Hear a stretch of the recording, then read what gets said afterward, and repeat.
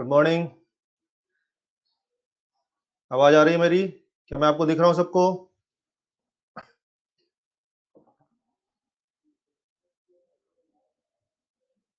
सबको आवाज आ रही है? जल्दी से ज्वाइन करिए, शुरू करते हैं।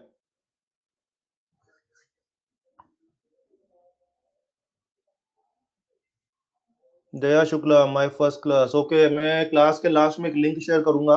वो लिंक परमानेंट है। उसी लिंक पर आपको क्लास खत्म होने के 10 मिनट बाद आपको हमेशा हैंडआउट मिल जाएंगे। ध्यान दें, मैं क्लास में डेली डेली लिंक शेयर नहीं करूंगा। आज फिर से मैं लिंक शेयर कर दूंगा और लिंक कॉमन है।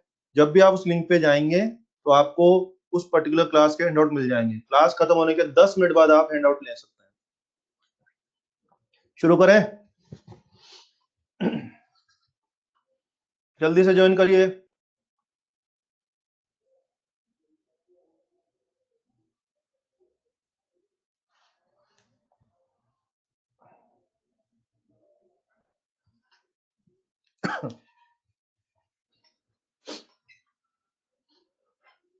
Good morning, good morning. जल्दी से ज्वाइन करिए प्लीज। टाइम वेस्ट नहीं करना है, जल्दी से ज्वाइन करिए प्लीज। जल्दी आ जाइए।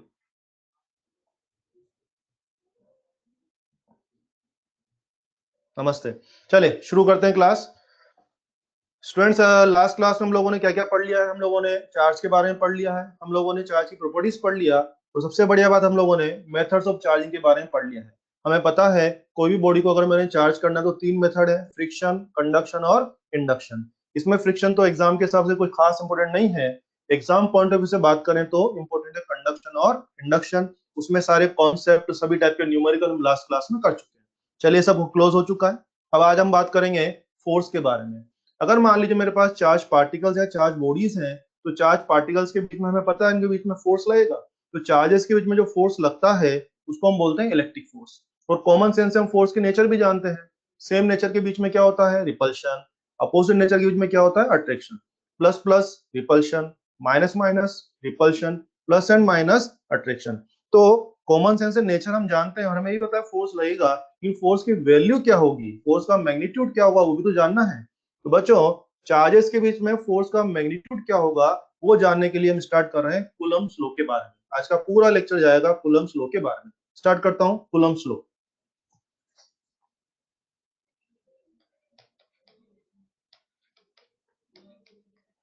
कूलम्ब्स लॉ के बारे में आइए। कूलम्ब्स लॉ क्या बोलता है? सिंपल सी बात है। ये देखिए, दो पॉइंट चार्ज है बच्चों, Q1 and Q2, let separation is R। हम सब जानते हैं। कूलम्ब ने एक्सपेरिमेंट करके क्या बताया कि दो पॉइंट चार्ज, दो स्टैटिक पॉइंट चार्ज है जिनका सेपरेशन R है, इनके बीच में जो इलेक्ट्रिक फोर्स होता है, उन्होंने बताया force proportional to Q1 Q2 proportional to 1/r²। यानी जो फोर्स लगेगा वो दोनों चार्जेस के प्रोडक्ट के प्रोपोर्शनल होगा और दोनों के बीच की डिस्टेंस के स्क्वायर के इनवर्सली प्रोपोर्शनल होगा। इसको अगर हम कंबाइंड लिखते हैं तो ये हो जाता है F proportional to Q1 Q2 by r²। वो प्रोपोर्शनल हटाने के लिए हम यूज करते हैं K Q1 Q2 by r²। Basic formula सबको आता ही है, इसमें कुछ भी नया नहीं बता रहा हूं मैं। फॉर्मूला सबको रटा हुआ है। कूलम्ब फोर्स का formula K Q1 Q2 by r², ये फॉर्मूला हो जाएगा। इसमें बच्चों Q1 और Q2 तो क्या हो जाएंगे? चार्जेस का मैग्नीट्यूड। और R क्या हो जाएगा? सेपरेशन। K, ये जो K है इसके बारे में बात करना चाहिए तो बोले यार K क्या है? ध्यान दीजिए, जो K हम यहाँ पर यूज कर रहे हैं, K को हम लिखते हैं 1/4πε0 लिखते हैं। गौर करें, जब भी हम न्यूमेरिकल करेंगे तो K की वैल्यू 9 × 10⁹ यूज करनी है अगर हम MKS में डील कर रहे हैं, और अगर हम CGS में डील कर रहे हैं तो K की वैल्यू सीधे 1 यूज करनी है। ध्यान दीजिए, अगर मान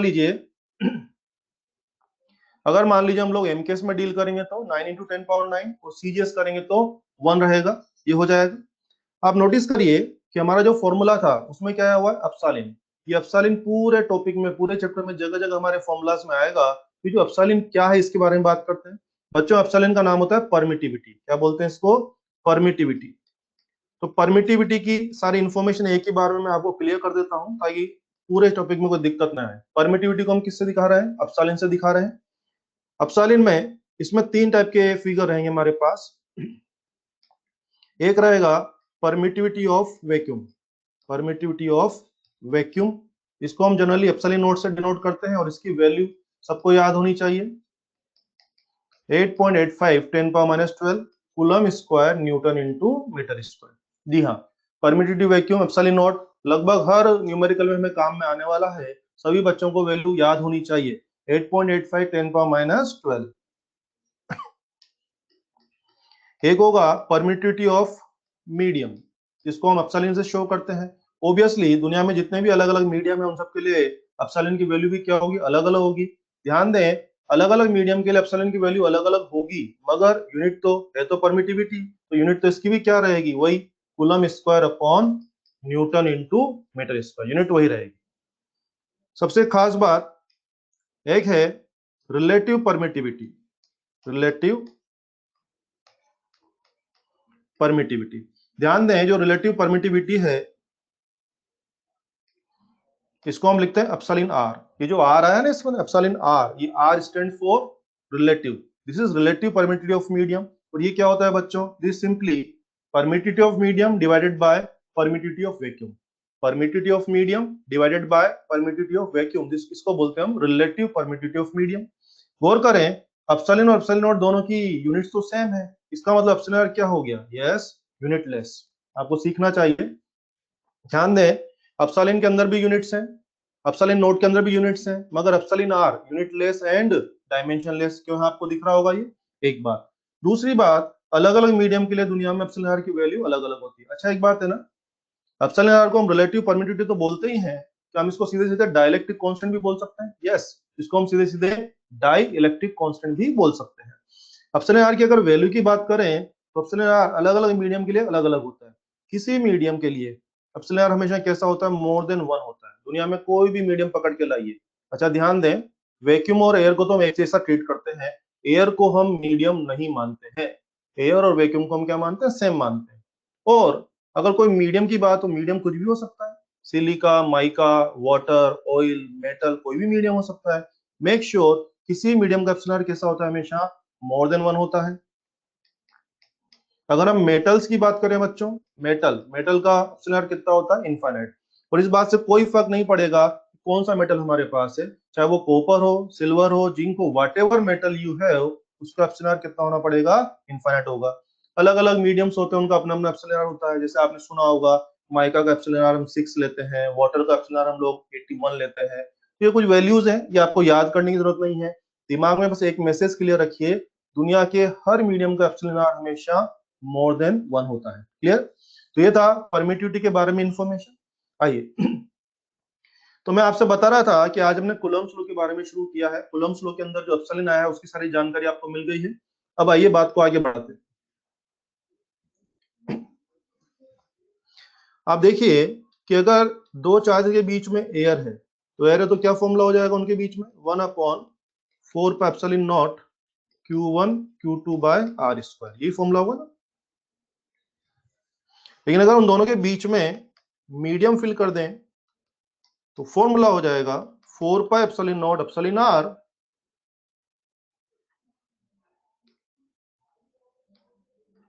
Q1 Q2 by R square. Simple सी बात है, जहां जहां पर मीडियम की बात होगी वहां फॉर्मूला में एप्सिलॉन नॉट के साथ एप्सिलॉन आर भी अटैच हो जाएगा।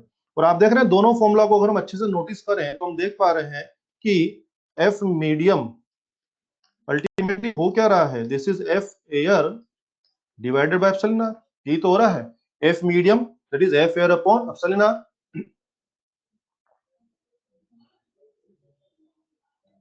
आशीष Chandra, epsilon R less than 1, epsilon R less than 1 नहीं होता है भाई, मैंने क्या बोला, दुनिया में कुछ भी मीडियम लाइए epsilon R is always more than 1। Epsilon R की वैल्यू 1 होती है किसके लिए, एयर वैक्यूम के लिए, और किसी मीडियम के लिए मोर देन 1 होता है, लेस देन 1 नो वे, पॉसिबल ही नहीं। ठीक है, चलिए ओके, एफ मीडियम क्या हो गया, F air upon epsilon R हो गया। अब नोटिस करें, अभी हमने पढ़ा है कि किसी भी मीडियम का एप्सिलॉन आर क्या होता है, मोर देन 1 होता है। और अगर वो मोर देन 1 है तो साफ साफ पता लग रहा है F medium is less than F air.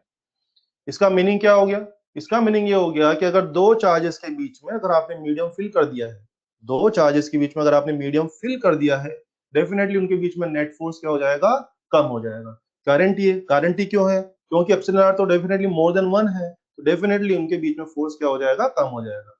तो बच्चों यहाँ से हम AR क्वेश्चन बना सकते हैं। अगर मैंने कभी पूछा आपसे if medium is filled between two charges then force between them, 4 option देंगे, वही रहेगा, बढ़ जाएगा या कम हो जाएगा? तो answer should be force definitely come हो जाएगा।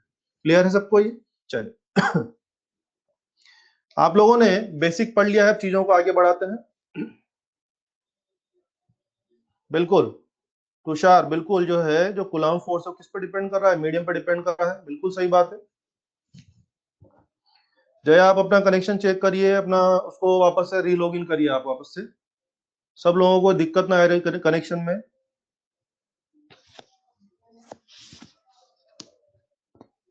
चलिए तो हम लोगों ने कूलम्ब फॉर्मूला का बेसिक फॉर्मूला पढ़ लिया है, K/Q1Q2/R²। चलिए कुछ बेसिक क्वेश्चन शुरू करते हैं। शुरू में थोड़े बेसिक क्वेश्चन में लूंगा, फिर धीरे धीरे हम लोग क्या करेंगे, डोज बढ़ा देंगे। आइए बेसिक क्वेश्चन, एक सिंपल क्वेश्चन लेते हैं। मान लीजिए एक प्रोटॉन है और मान लीजिए एक इलेक्ट्रॉन है। एक प्रोटॉन इलेक्ट्रॉन आपस में 10 सेंटीमीटर गैप पे रखे हुए हैं। मुझे पूछा जा रहा है कि इनके बीच में फोर्स कितना होगा, इलेक्ट्रिक फोर्स कितना होगा। आइए कैलकुलेट करते हैं। और फॉर्मूला क्या है अपना, K/Q1Q2/R²। पहले बेसिक क्वेश्चन ले रहा हूं, अभी धीरे धीरे हम लोग लेवल बढ़ा देंगे। आइए K, बच्चों K की वैल्यू कितनी है, 9 × 10⁻9। Q1 प्रोटॉन का चार्ज 1.6 10⁻19, इलेक्ट्रॉन का चार्ज 1.6 10⁻19 एंड सेपरेशन, सेपरेशन दिया हुआ है 10 सेंटीमीटर। गौर करें हम तो एमकेएस में काम कर रहे हैं, मुझे क्या लिखना चाहिए, इसको मीटर में कर देना चाहिए, ये हो गया। इसको सोल्व कर लेते हैं, तो सोल्व कर लेते हैं इसको। तो सोल्व करिए कितना आ रहा है, फटाफट से जल्दी से सोल्व करिए, कितना आ रहा है।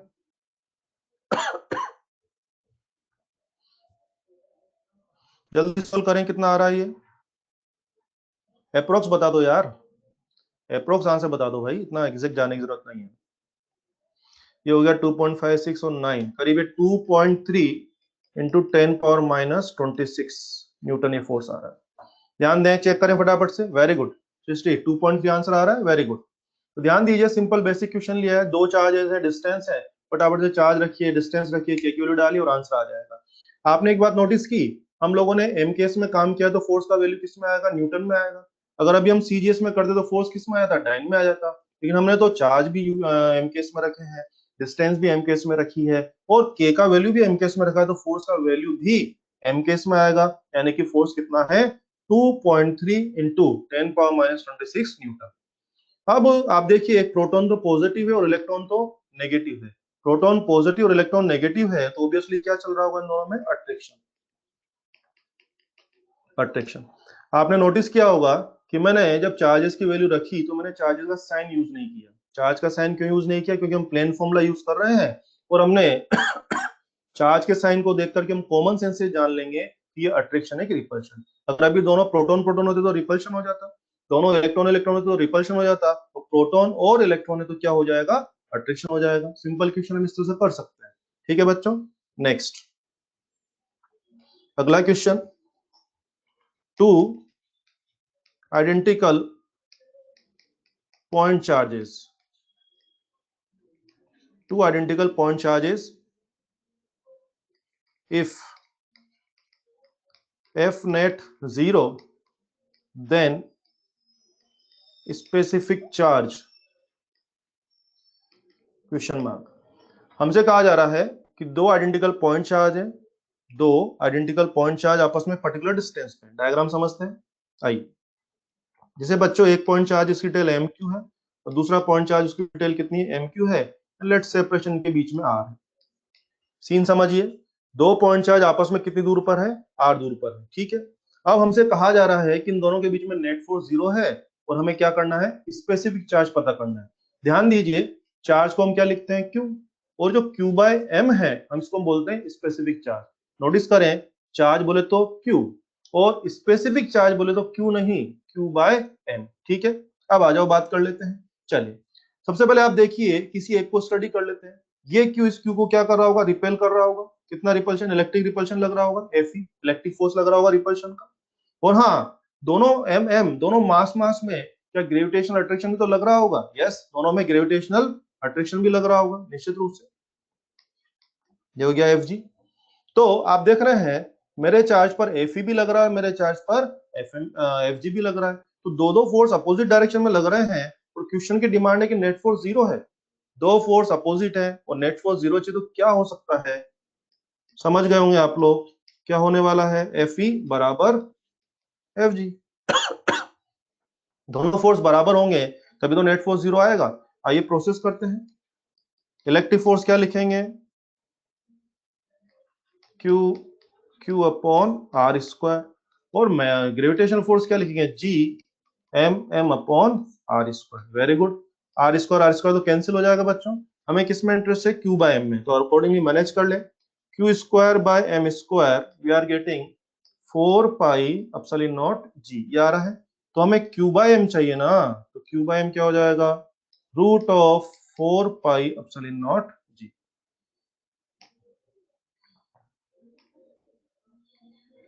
4 पाई एप्सिलॉन नॉट जी, यानी कि specific charge of this point particle is root of 4 pi epsilon naught G.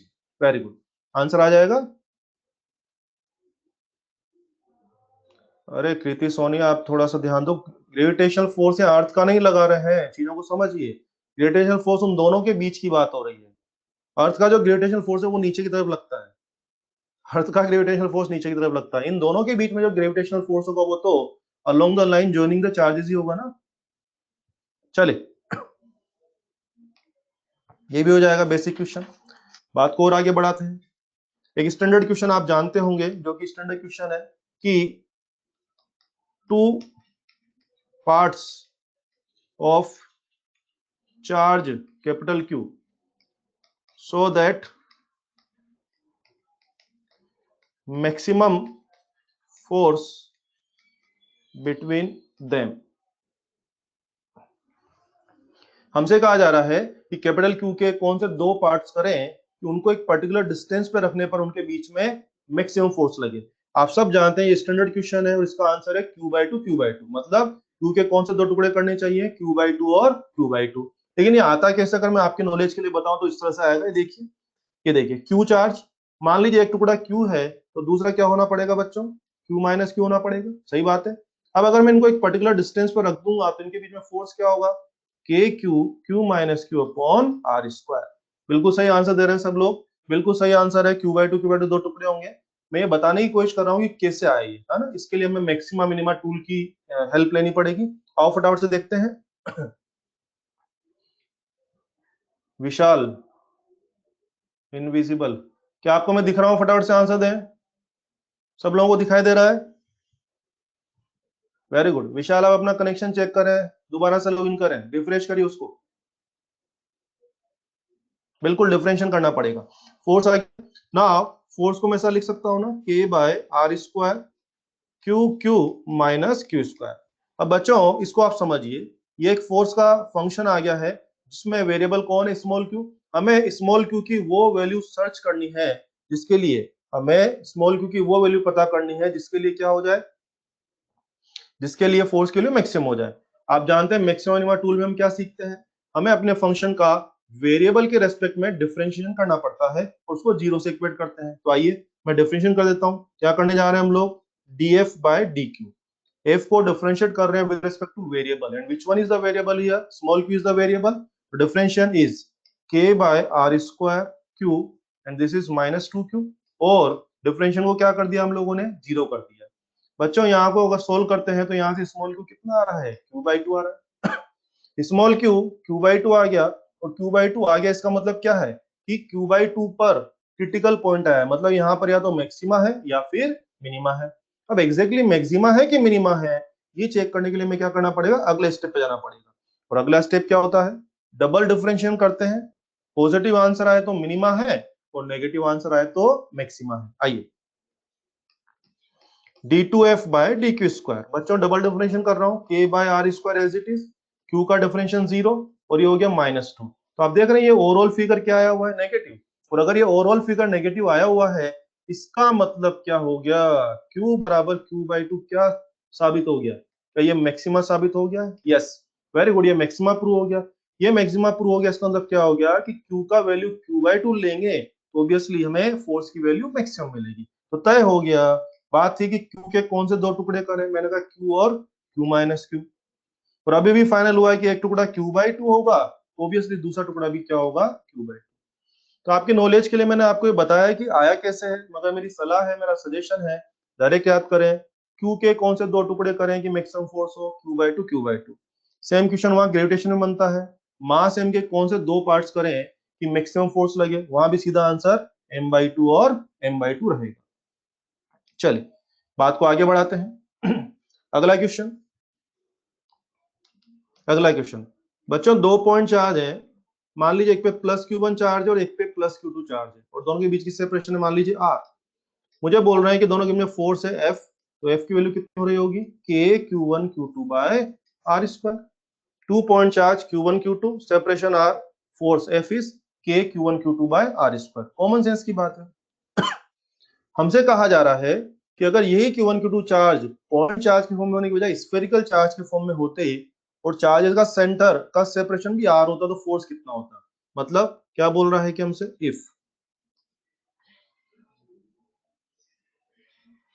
ये बोल रहा है पॉइंट चार्ज नहीं है बल्कि स्फेरिकल चार्जेस है, और दोनों के सेंटर का सेपरेशन आज भी कितना है, बोले R है, तो बोले अब फोर्स कितना होगा। अब सबसे पहले देखिए हम लोग यहाँ पे एक मिस्टेक, नहीं सेम नहीं होगा अमन, यही सीखना है, इसीलिए क्वेश्चन लिया है, सेम नहीं होगा इसीलिए क्वेश्चन लिया है। और करें, अगर हम ये मान लें कि पहला गोला यहाँ अकेले बैठा है, तो उसके ऊपर Q1 का डिस्ट्रीब्यूशन कैसा होगा, यूनिफॉर्म डिस्ट्रीब्यूशन होगा। और दूसरा गोला भी अगर अकेला है, अकेला है यानी दोनों एक दूसरे पर असर नहीं डाल रहे हैं, तो दोनों का अपना अपना यूनिफॉर्म डिस्ट्रीब्यूशन होगा। और अगर डिस्ट्रीब्यूशन यूनिफॉर्म है तो क्या होगा, इसके चार्ज का सेंटर गोले का सेंटर ही रहेगा, और इसके चार्ज का सेंटर भी गोले का सेंटर ही रहेगा। तो अगेन हम लोग यहाँ फोर्स वो लिख सकते हैं, लेकिन वो गलत हो जाएगा। कारण कल आप लोगों ने पढ़ा था इंडक्शन के बारे में। इंडक्शन के बारे में पढ़ा तो समझिए, इन दोनों का जो डिस्ट्रीब्यूशन ऑफ चार्ज होगा वो ऐसा नहीं रह पाएगा, डिस्ट्रीब्यूशन ऑफ चार्ज ये नहीं होगा, बल्कि क्या होने वाला जरा देखिए, दोनों का सेंटर का सेपरेशन तो आज भी R का R ही है। यू नो, प्लस प्लस कल क्या पढ़ रहे थे इंडक्शन में, दो बॉडीज को अगर पास में रखेंगे तो दोनों एक दूसरे के चार्ज के डिस्ट्रीब्यूशन पर असर डालते हैं, तो प्लस प्लस में पुश लगेगा, दोनों एक दूसरे को धक्का मारेंगे, पुश करेंगे, तो डिस्ट्रीब्यूशन ऑफ चार्ज कुछ इस तरह का होगा। ये देखिए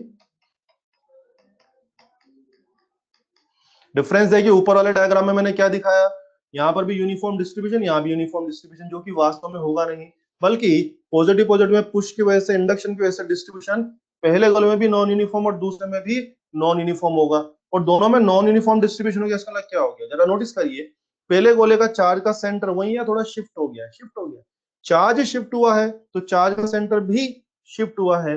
और हमें फोर्स निकालने के लिए किस में इंटरेस्ट है, स्फीयर के सेंटर में या चार्जेस के सेंटर में, चार्जेस के सेंटर में, तो ध्यान दीजिए डिस्ट्रीब्यूशन ये होगा, और ये होगा तो आप समझिए हो क्या गया यहाँ पे, इफेक्टिव सेपरेशन वही है कि बढ़ गया, इफेक्टिव सेपरेशन बढ़ गया है, तो बताइए फोर्स, फोर्स वही होगा कि कम हो जाएगा, कम हो जाएगा। यानी कि मुझे पूछा जाएगा कि अगर फोर्स एफ डैश है तो एफ डैश किसके बराबर है, हमसे पूछ रहे हैं फोर्स, ऑप्शन इस तरह से देगा हमें, एफ डैश बराबर F, F dash less than F, F dash more than F. क्या बोलना है आपको, क्या होना चाहिए, इफेक्टिव सेपरेशन बढ़ गया है तो फोर्स क्या हो जाएगा, कम हो जाएगा, यानी कि हमारा आंसर है F dash less than F. Very good, बिल्कुल सही है अनुष्का, मोहम्मद बिल्कुल सही आंसर है। क्लियर है? अमन समझ में आया? वेरी गुड, डिफरेंस समझ में आया, दोनों पॉइंट चार्ज है तो फोर्स एफ था, वही चार्ज पॉइंट चार्ज की वजह स्फेरिकल चार्जेस हैं, तो इंडक्शन की वजह से चार्जेस में थोड़ा सा सेपरेशन बढ़ जाएगा, इफेक्टिव फोर्स थोड़ा सा कम हो जाएगा। वेरी गुड, अगला क्वेश्चन आप देख रहे हैं, हम लोग कूलम्ब्स लॉ के बारे में आज का पूरा लेक्चर उसी में जाएगा, थोड़ी बारीकियां डिस्कस करते हैं। ओके, ध्यान दीजिए, अभी हमने पढ़ा है कि अगर दो चार्जेस के बीच में एयर हो और दो चार्ज के बीच में मीडियम हो तो फोर्स क्या होता है, सेम की अलग अलग, अलग अलग होता है। लेकिन मैं चाहता हूं, माई रिक्वायरमेंट इज कि दो चार्ज के बीच में एयर में फोर्स और मीडियम में फोर्स क्या आ जाए, सेम आ जाए। तो इसके लिए कंडीशन पता कर लेते हैं अपन लोग, आइए कंडीशन पता करें। ओके, दो चार्ज के बीच में एयर में force 4πε0 Q1 Q2 R air square. मान लिया कि एयर में उनका सेपरेशन कितना है, R एयर, मीडियम, मीडियम में उनका सेपरेशन है मान लीजिए R मीडियम। देखिए क्या हुआ, मैं कंडीशन पता करना चाह रहा हूं कि किस कंडीशन में एयर में फोर्स और मीडियम में फोर्स की वो बिल्कुल सेम हो जाएगा। मैं वो कंडीशन बता करना चाह रहा हूँ। तो आइए फालतू बातें इसमें कैंसिल कर देते हैं। तो यहाँ से क्या मिल गया अपने को, आर एयर स्क्वायर बराबर epsilon R into R medium square, ये मिला है। और ये मिला है तो बच्चों एक बहुत ही अच्छा रिलेशन आ गया, R air is root epsilon R into R medium. ये बहुत ही यूजफुल रिलेशन है हमारे लिए। क्यों यूजफुल है समझिए इसको। आज के बाद इसको डायरेक्ट याद कर सकते हैं। जी हाँ, ये रिलेशन क्या कर रहा है, एयर का सेपरेशन और मीडियम के सेपरेशन को आपस में कोरिलेट कर रहा है। एयर सेपरेशन और मीडियम सेपरेशन को कोरिलेट कर रहा है, किस लिए, सेम फोर्स के लिए। मतलब ये रिलेशन हमें क्या बताता है, इसका यूज कैसे होगा। कई बार हम क्वेश्चन में आपको आर मीडियम दे देंगे तो आर एयर पूछेंगे, कभी कभी आर एयर दे देंगे तो आर मीडियम पूछेंगे। तो कितनी एयर कितने मीडियम के इक्विवेलेंट है, या कितना मीडियम कितनी एयर के इक्विवेलेंट है, जब भी आपको ये जानना होगा तो आपको ये फॉर्मूला यूज करना है। इसको समझाने के लिए छोटा सा एग्जांपल लेता हूं मैं, ताकि हम इसको और अच्छे से समझ पाएंगे। जैसे मानिए मैंने कहा आपसे कि लेट कुछ भी आर मीडियम मान लीजिए है 5 सेंटीमीटर, एंड मैंने आपसे कहा एप्सिलॉन आर है मान लीजिए कुछ भी 16 ले लेते हैं। तो मैंने आपसे कहा कि R air equivalent air separation बताइए। क्वेश्चन क्या हो गया, दो चार्जेस के बीच में मीडियम में सेपरेशन कितना है 5 सेंटीमीटर, मीडियम का एप्सिलॉन आर कितना है 16, और हमने आपसे डिमांड किया कि find equivalent separation of air. तो आइए फटाफट से फॉर्मूला लगाते हैं पहले तो। आर एयर कितना होगा बच्चे, 16 into 5, you are getting 20 centimetre.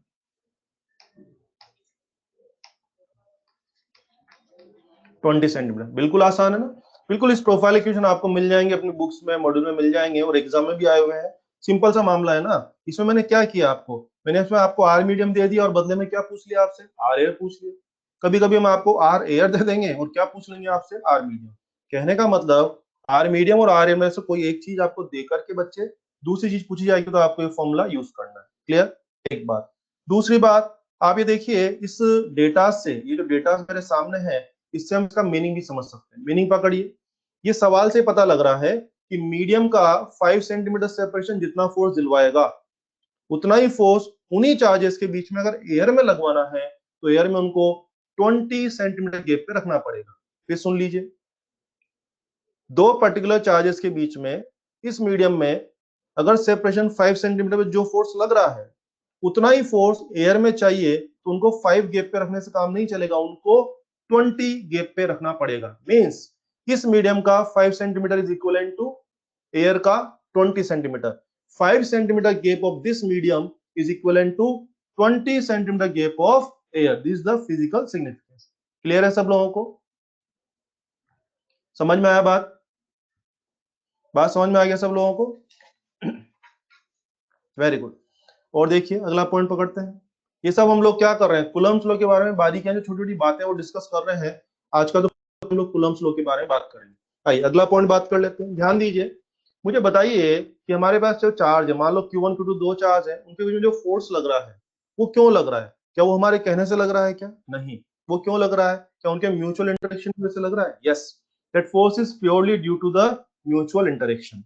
यानी क्या रहा, Coulomb force is due to mutual interaction between charges।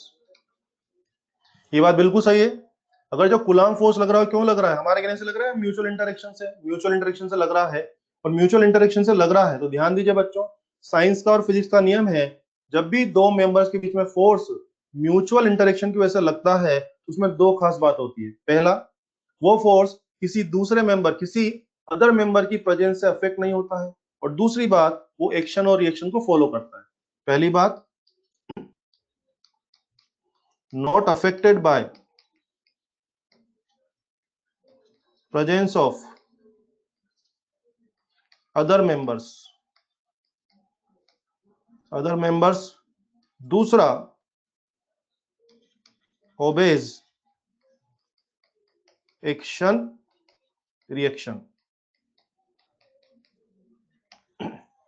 फिर सुन लीजिए, वापस अच्छे समझते हैं। कूलम्ब फोर्स की बात चल रही है, दो चार्ज में कूलम्ब फोर्स क्यों लग रहा है, due to the mutual interaction.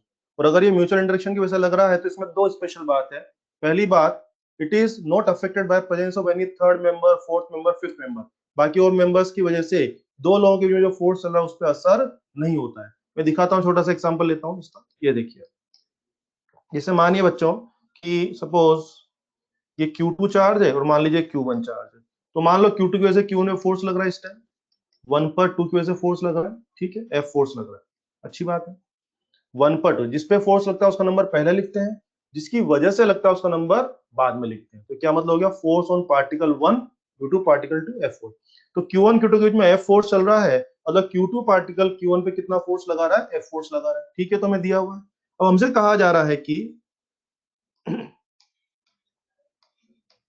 सोचिए अगर मैं यहाँ Q3 और रख देता हूं तो क्या होगा, इसके ऊपर F12 पहले लग ही रहा था, क्या यहाँ पर 1 पर क्या 3 की वजह से फोर्स लगने लग जाएगा, यस। तो अब इस पार्टिकल 1 पर एक नहीं बल्कि दो दो फोर्स लग रहे हैं, पार्टिकल 1 पर एक नहीं बल्कि दो दो फोर्स लग रहे हैं। तो नेट फोर्स सेम रहेगा कि नॉट सेम, नॉट सेम। पहले तो एक ही फोर्स लग रहा था और अब दो दो फोर्स लग रहे हैं, तो नेट फोर्स पहले जितना आएगा कि अलग आएगा, अलग आएगा, डिफरेंट आएगा, लेकिन force between Q1 and Q2 वो आज भी उतना ही रहेगा, सेम F। क्या मेरी बात समझ में आई है आपको? अंजलि मेरी बात समझ में आ गया आप लोगों को? फिर समझ ले, आराम से समझ ले। 1 और 2 के बीच में पहले कितना फोर्स था, F। 1 और 2 के बीच में आपस में तो आज भी कितना फोर्स है, F है। बीच में Q3 आ जाए, Q4 आ जाए, कोई भी आए, क्योंकि 1 और 2 के बीच में जो अंडरस्टैंडिंग है, जो म्यूचुअल इंटरेक्शन है, that is not affected by presence of any other member. तो Q1 Q2 के बीच में पहले F था, तो Q1 और Q2 के बीच में तो आज भी F रहेगा। मैं ये मान रहा हूँ कि Q1 के ऊपर नेट फोर्स चेंज हुआ है, बट अगर मैं नेट फोर्स नहीं, मैं पूछ रहा हूँ कि Q1 और Q2 के पहले बीच में पहले F था, तो Q1 और Q2 के बीच में अब क्या होगा? अरे Q1 और Q2 के बीच में तो अभी भी कितना ही रहेगा, F ही रहेगा। Mutual interaction not affected by presence of any other member. Clear है? दूसरा पॉइंट में लिखा है इट ओबेज एक्शन रिएक्शन, बिल्कुल सही बात है। मैं दिखा देता हूं आपको, इसको हम डायरेक्शन से समझे। इसे मानिए ये कोई पॉजिटिव चार्ज है और ये भी एक पॉजिटिव चार्ज है, let it is Q1, let it is Q2। Okay, एक और डायग्राम ले लेते हैं। ये पॉजिटिव चार्ज और ये देखिए नेगेटिव चार्ज, ये है Q1 और ये है Q2। ये तो आप जानते हैं कॉमन सेंस से कि जो फोर्स लगेगा वो हमेशा कैसा लगेगा, दोनों चार्जेस को जोड़ने वाली लाइन के अलोंग लगेगा। Force is always along the line joining the charges. अब अगर हमें कभी वेक्टर प्रेजेंटेशन दिखाना हो तो हम लोग फोर्स को जब भी दिखाएंगे अलोंग द लाइन ही दिखाएंगे, लेकिन कॉमन सेंस से अट्रैक्शन और रिपल्शन हम लोग दिखा सकते हैं। कैसे? ये देखिए इस पहले डायग्राम में ये जो Q1 चार्ज है पॉजिटिव और Q2 भी पॉजिटिव है, तो Q1 Q2 को यस अट्रैक्ट करेगा कि रिपेल करेगा, रिपेल करेगा। तो आई थिंक से फोर्स इस तरह लगेगा, 2 पर 1 की वजह से फोर्स। Q2 Q1 को अट्रैक्ट करेगा कि रिपेल करेगा, रिपेल करेगा। कॉमन सेंस की बात है। तो ध्यान दीजिए कि अट्रैक्शन होता तो मैं उस तरफ बता देता, रिपल्शन उस तरफ बता दिया। कहने का मतलब along the line joining the charges, along the line ही लगने वाला है, लेकिन वो फोर्स इधर लगेगा कि इधर लगेगा, ये हम कॉमन सेंस से देख सकते हैं कि वो अट्रैक्ट हो रहा है कि रिपेल हो रहा है, ये हो जाएगा। दूसरे डायग्राम में आइए, ये जो प्लस है प्लस Q1 ये इस माइनस Q2 को यस अट्रैक्ट करेगा। तो along the line, along the line और अट्रैक्शन, तो फोर्स कैसा लग जाएगा, इस तरह लग जाएगा। और जो माइनस Q2 है वो प्लस Q1 को क्या करेगा, अट्रैक्ट करेगा। इट इज अगेन F12, ये हो जाएगा। तो आप देखिए अभी हम लोग आगे के लिए बेस तैयार कर रहे हैं, अभी मैं क्वेश्चन शुरू करूंगा थोड़ी देर में, तो हमें इन सब की जरूरत पड़ेगी। तो फर्स्ट ऑफ ऑल आपको नेचर देख करके वेक्टर डायरेक्शन रिप्रेजेंट करना आना चाहिए कि फोर्स अलोंग द लाइन तो लगेगा, लेकिन अलोंग द लाइन वो इस तरफ लगेगा कि इस तरफ लगेगा, वो कॉमन सेंस से हम देख सकते हैं, एक बात। दूसरी बात, अभी हमने बात की कि एक्शन रिएक्शन, बिल्कुल एक्शन रिएक्शन, इसका फिजिकल मीनिंग क्या हो गया कि दोनों पार्टिकल एक दूसरे पर ठीक बराबर वैल्यू का फोर्स लगाएंगे। इसका मतलब क्या हो गया, F12 किसके बराबर होगा, F21 के बराबर होगा। ये डायग्राम की पहले डायग्राम की बात हो चाहे दूसरे डायग्राम की बात हो, दोनों चार्जेस के फोर्स, दोनों चार्ज एक दूसरे को फोर्स कम ज्यादा या सेम लगाएंगे, सेम लगाएंगे। और आप देख रहे हैं दोनों फोर्स अपोजिट डायरेक्शन में है। तो अगर वेक्टर में लिखना हो तो क्या होगा, F12 vector is minus F21 vector. तो ये बात तो अपन एक्शन एक्शन में पढ़ते ही हैं। एक्शन एक्शन में हम क्या पढ़ते हैं कि जितना एक्शन उतना रिएक्शन, और एक्शन और रिएक्शन दोनों अपोजिट डायरेक्शन में होते हैं, बिल्कुल। तो अगर सिर्फ मैग्नीट्यूड की बात करेंगे तो माइनस लगाने की जरूरत नहीं है, वैभव। और अगर वेक्टर लगा रहे हैं ऊपर तो आपको यहाँ पे माइनस लगाना पड़ेगा। कहने का मतलब कि दो पार्टिकल के बीच में अगर कूलम्ब फोर्स चल रहा है तो वो किसको फॉलो करेगा, एक्शन रिएक्शन को फॉलो करेगा। क्लियर है? और ध्यान दीजिए, स्पेशल बात मैं बताता हूं आप लोगों को। इधर देखिए, अगर मान लीजिए मैं आपसे बोलता हूँ ये 10 कूलम और ये 10 कूलम, दो 10 कूलम चार्ज है, दोनों बराबर है, तो दोनों एक दूसरे पे बराबर फोर्स लगाएंगे। ये तो कॉमन बात है। सीखने वाली बात क्या है, एक चार्ज 10 कूलम और एक चार्ज 1 कूलम, 10 कूलम और 1 कूलम, 10 कूलम और 1 कूलम, एक चार्ज ज्यादा है और एक चार्ज कम है, फिर भी कम वाला ज्यादा पे जितना फोर्स लगाएगा, ज्यादा वाला भी कम पे उतना ही फोर्स लगाएगा, क्योंकि मामला क्या चल रहा है, मामला किसका चल रहा है, एक्शन रिएक्शन का। क्या मतलब हुआ है, देखिए अपने एग्जाम में क्वेश्चन आया हुआ है, Q1 was 1 microcoulomb and Q2 was 5 microcoulomb. ठीक है, एग्जाम में बोला गया फोर्स ऑन 1 ड्यू टू 2 और फोर्स ऑन 2 ड्यू टू 1 का रेशियो बताइए कि अनुपात क्या होगा, रेशियो क्या होगा। सबसे पहले तो आप देखिए सवाल के अंदर कि दोनों चार्जेस का मैग्नीट्यूड सेम है कि अलग अलग है, अलग अलग है। वेरी गुड, दोनों चार्जेस का मैग्नीट्यूड अलग अलग है, एक चार्ज की वैल्यू 1 माइक्रोकूलम है, दूसरे की 5 माइक्रोकूलम है, एक चार्ज कम है और एक चार्ज ज्यादा है। होने दो, कम वाला ज्यादा पे जितना फोर्स लगाएगा, कम वाला ज्यादा को जितना मारेगा, ज्यादा वाला भी कम वाले को गिन करके ठीक उतना ही मारेगा। यस, कमजोर आदमी ताकतवर को जितना मारेगा, ताकतवर भी कमजोर को ठीक उतना ही मारेगा। इसका मतलब क्यों मारेगा, क्योंकि यहाँ क्या चल रहा है, ये हमारी दुनिया की तरह नहीं चल रहा है। यहाँ क्या चलता है, एक्शन रिएक्शन, जितना एक्शन होगा उतना ही रिएक्शन होगा। तो बताइए आंसर क्या होना चाहिए, 1:1 होना चाहिए। यस, कई बार बच्चे कंफ्यूज हो जाते हैं, उनको लगता है यार जो ज्यादा चार्ज उस पर ज्यादा फोर्स लगना चाहिए, या जो कम चार्ज उस पर कम लगना चाहिए। नहीं, अरे भाई मामला किसका चल रहा है, एक्शन रिएक्शन, और एक्शन रिएक्शन चल ही रहा है। इसका मतलब क्या हो गया, जितना एक्शन उतना रिएक्शन। मीन्स जब भी दो पार्टिकल एक दूसरे पर इलेक्ट्रिक फोर्स एक्सर्ट करेंगे, दोनों एक दूसरे पर ठीक बराबर वैल्यू का एक्सर्ट करेंगे। This was about the action and reaction.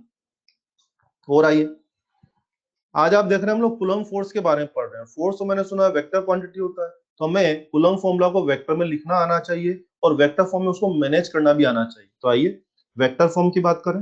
Vector form, आप देखिए फोर्स को हम क्या लिख के आ रहे हैं, फोर्स को हम लिख रहे हैं K Q1 Q2 by R square. ये तो लिख रहे हैं बच्चों फोर्स को, ये तो फोर्स का प्लेन फॉर्मूला हो गया। अगर मुझे कहा जाए नहीं वेक्टर में लिखिए, वेक्टर में, अरे वेक्टर होता क्या है, मैग्नीट्यूड के साथ अगर डायरेक्शन अटैच कर देंगे तो वेक्टर बन जाएगा। तो देखिए अगर इसको वेक्टर में लिखना है तो मैग्नीट्यूड के साथ क्या कर दें, डायरेक्शन अटैच कर दें, और डायरेक्शन मैग्नीट्यूड के साथ डायरेक्शन अटैच करते हैं, और डायरेक्शन को कौन दिखाता है, आर केप। आर केप यानी कौन, यूनिट वेक्टर, ये लिख सकते हैं हम लोग। और आप जानते ही हैं आर केप को हम क्या लिख सकते हैं, आर वेक्टर अपॉन आर। तो फिर ये क्या हो जाएगा, K Q1 Q2 upon R cube into R vector, ये हो जाएगा। कहने का मतलब कि हम चाहे तो इसको इस तरह से लिख सकते हैं। ये मैंने कूलम फॉर्मूला का कौन सा फॉर्म लिखा है, प्लेन फॉर्मेट या वेक्टर फॉर्मेट, यस बोलिए कौन सा फॉर्मेट है ये, प्लेन फॉर्मेट या vector format, vector format. Very good, vector format लिख दिया। और कैसे किया वेक्टर फॉर्मेट, सिंपल, जो प्लेन फॉर्मूला था उसमें क्या अटैच कर दिया, आर के पर अटैच कर दिया, और आर के को फर्दर किसमें बदल दिया, आर वेक्टर में, ये हो जाएगा। तो आप समझते हैं ये वेक्टर फॉर्मेट है। अभी हम क्वेश्चन करेंगे, जब आप वेक्टर फॉर्मेट यूज करें तो आप दो तीन बातों का विशेष ध्यान रखें। पूरे फिजिक्स का नियम बना लो, जब भी आप कोई वेक्टर फॉर्मूला यूज करेंगे और उसमें चार्ज इन्वॉल्व है तो charge must be with sign. Yes, पहली बात, charge must be with sign. हाँ बच्चों, अभी आपको याद है जब ये मैंने थोड़ी देर पहले क्वेश्चन कर रहे थे हम लोग, वहां पे हम लोग प्लेन फॉर्मूला यूज कर रहे थे। हाँ बिल्कुल, बिल्कुल तमन्ना, बिल्कुल सही बोल रही हैं आप, बिल्कुल सही, वेरी गुड। तो ध्यान दीजिए, charge must be with sign. जब हम लोग प्लेन फॉर्मूला यूज कर रहे थे वहां मैंने क्या कहा था, चार्ज का साइन मत डालिए। क्यों, साइन को हम कॉमन सेंस में अट्रैक्शन रिपल्शन बताने में कर लेंगे। लेकिन अगर आप वेक्टर फॉर्मूला यूज कर रहे हैं तो आपकी ड्यूटी है चार्ज का साइन जरूर जरूर डालना है। साइन छोड़ दिया तो गलत हो जाएगा। ध्यान दें, पॉजिटिव चार्ज है तो विद प्लस लिखें और नेगेटिव चार्ज तो विद माइनस लिखना पड़ेगा, एक बार। दूसरी बात, जब बच्चे ये आर वेक्टर तैयार करते हैं ना, ये आर वेक्टर, तो बच्चे जब ये आर वेक्टर तैयार करते हैं तो कंफ्यूजन चलता है कि R1 vector minus R2 vector करें या R2 माइनस R1 करें। मुझे आपको एक फंडा बताना है कि R1 R2 का चक्कर ही छोड़ दो। जिस पे फोर्स स्टडी कर रहे हैं वो क्या है, टारगेट, और जिसकी वजह से फोर्स लग रहा है वो क्या है, सोर्स। तो एक ही मंत्र रखें, आर वेक्टर हमेशा क्या होगा, ये होगा टारगेट माइनस सोर्स, टारगेट का पोजिशन वेक्टर माइनस सोर्स का पोजिशन वेक्टर। बात क्लियर कर ले वापस से, ध्यान दीजिए। आज के बाद R1 R2 का मामला खत्म। ये मत सोचना कि R1 माइनस R2 करूं या R2 माइनस R1 करूं। एक ही बात रखें, क्या कि जिस पे फोर्स लग रहा है वो टारगेट है और जिसकी वजह से लग रहा है वो सोर्स है। तो एक ही फंडा है, टारगेट माइनस सोर्स करेंगे तो वहां से क्या तैयार होगा, पोजीशन वेक्टर तैयार होगा। क्लियर है? अब अगर ये क्लियर है तो आइए जरा क्वेश्चन लेते हैं इसके ऊपर। अपने नीट में आया हुआ एक सिंपल क्वेश्चन पहले।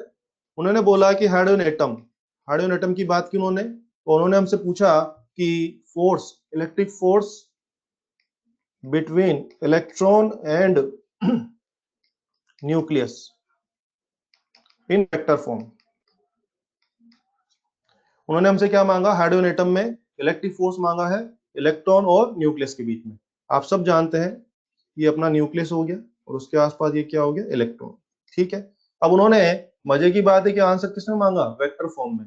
वेक्टर फॉर्म में आंसर करना है, ये रहा formula, K Q1 Q2 by R cube और आर वेक्टर।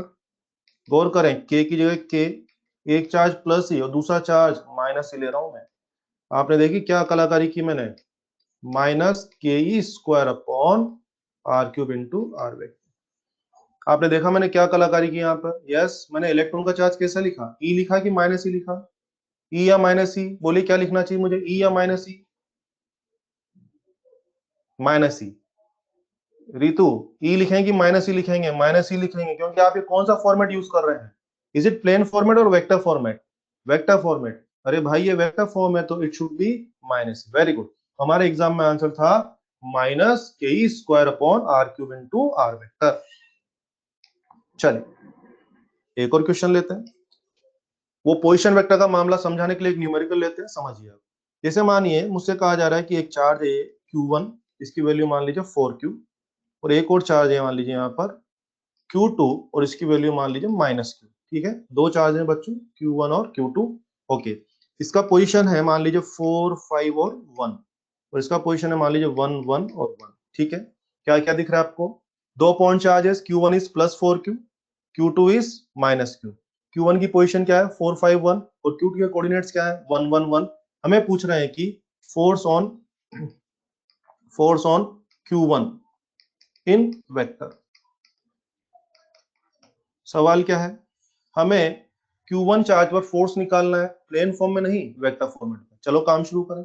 अब जैसा कि आप कह रहे हैं कि हमें Q1 पे फोर्स निकालना है, Q1 तो टारगेट कौन हो गया Q1, और सोर्स कौन हो गया Q2। Q1 पे फोर्स निकालना है तो टारगेट कौन हो गया Q1 और सोर्स कौन हो गया Q2। तो आइए सबसे पहले क्या मैं अपना आर वेक्टर तैयार कर लें। आर वेक्टर क्या होगा, R1 vector minus R2 vector. R1 ही क्यों लिखा है, R target minus R source. आइए, आर टारगेट क्या होगा, 4i plus 5j plus K, minus R source क्या होगा, i प्लस j प्लस के। तो अगर आप इसको मैनेज कर रहे हैं तो आ रहा है बच्चों 3i प्लस 4j। कहने का मतलब हमारा आर वेक्टर तैयार है। अब आर वेक्टर तैयार है, आई थिंक हमें इसके मैग्नीट्यूड की जरूरत पड़ने वाली, तो मैग्नीट्यूड भी तैयार कर लें। मैग्नीट्यूड तो सिंपल है, 3 स्क्वायर प्लस 4 स्क्वायर। क्या मैग्नीट्यूड 5 आ गया, यस। सारी तैयारी हो गई है। R1 और R2 के चक्कर में मत पड़िए, टारगेट माइनस सोर्स। अगर अभी मुझे R2 पे फोर्स, अगर मुझे अभी Q2 पे फोर्स स्टडी करने के लिए कहा जाता तो पता है मैं क्या करता, R2 माइनस R1 करता।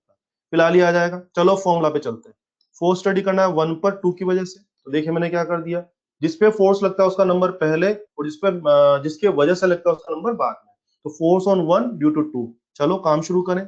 के की जगह के लिख दिया बच्चों, Q की जगह क्या लिखे, 4Q, Q2 की जगह क्या लिखे, -Q, तो नीचे आएगा आर क्यूब, आर क्यूब का मतलब 5 का क्यूब, और यहाँ आर वेक्टर, आर वेक्टर कितना आया हुआ है मेरा 3i प्लस 4j, ये हो जाएगा। मुझे बताइए कि मैं Q2 की वैल्यू क्या लिखूं, Q या -Q, जल्दी बोले, जल्दी बोले, वरना मैं गलत लिख दूंगा, जल्दी बोलो। Q2 की वैल्यू क्या लिखूं मैं, Q या -Q, Q2 की वैल्यू क्या लिखें, -Q। माइनस क्यों लिख रहे हैं, माइनस क्यों लिख रहे हैं, because what it is, plane form या vector form. Very good, very good, vector form इसलिए माइनस लिख रहे हैं। अब इसको मैनेज कर लीजिए जितना कर सकते हैं। बच्चों ये आ रहा है -4 upon 125, and this will be के क्यू स्क्वायर, और ये हो जाएगा 3i प्लस 4j। ये मेरा आंसर हो जाएगा। तो आप समझ गए होंगे, अगर कभी भी आपको वेक्टर फॉर्मूला को यूज करना पड़े तो दो बातों का ध्यान रखना है। पहली बात, charge must be with sign. दूसरी बात, आर वेक्टर जब आप तय करें तो 1 और 2 के चक्कर में मत पड़े, एक ही दिमाग में रखें, टारगेट माइनस सोर्स। समझ में आ गया सब बच्चों को? चलिए बच्चों, ये सब हमने पढ़ लिया है किसके बारे में? हम लोगों ने कूलम्ब्स लॉ के ऊपर आधारित बेसिक सारी बातें कर ली है। कूलम्ब्स लॉ के ऊपर हमने बेसिक क्वेश्चन सब कर लिए, प्लेन आंसर निकालना भी आता है और वेक्टर आंसर निकालना भी आपको आता है। अब बात को थोड़ा सा और आगे बढ़ाएं। मान लीजिए किसी पार्टिकल पर एक फोर्स लग रहा है, तो अगर एक ही फोर्स है तो वही नेट फोर्स हो जाएगा। लेकिन अगर किसी पार्टिकल पर एक की बजाय 2 3 4 5 फोर्स एक साथ लग रहे हैं, तो फिर हमें नेट फोर्स निकालना पड़ेगा। तो नेट फोर्स निकालने का जो प्रोसीजर है, जो तरीका है, उसको बोलते हैं सुपर पोजिशन। स्टार्ट करते हैं सुपर पोजिशन के बारे में।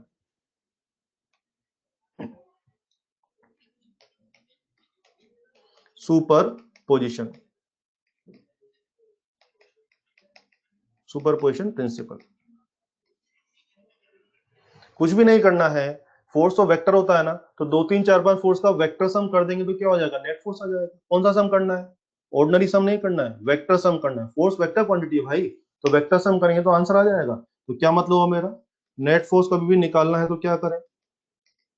F1 vector, F2 vector, F3 vector, F4 vector and so on. सीधी सी बात है, 2 3 4 5 10 जितने भी फोर्स आपके पास है, सारे फोर्सेस का वेक्टर सम करेंगे तो क्या आ जाएगा? Net force, and that is called superposition. ठीक, ओके। अब वेक्टर सम करना डेफिनेटली आपको आता होगा, लेकिन फिर भी मैं अपने लेवल पे आपको थोड़ा सा सिखा रहा हूँ ताकि आप क्वेश्चन में मुझे जल्दी से आंसर दे पाए। कुछ फंडे आपको बता रहा हूँ वेक्टर सम करने के। आइए, जैसा कि आप जानते हैं वेक्टर सम में आपने पढ़ा होगा, जैसे मान लीजिए एक फोर्स है F1 वेक्टर, और मान लीजिए एक और फोर्स यहाँ पर है F2 वेक्टर। ठीक है, दो दो वेक्टर यहाँ पर, और एंगल है इनके बीच में थीटा।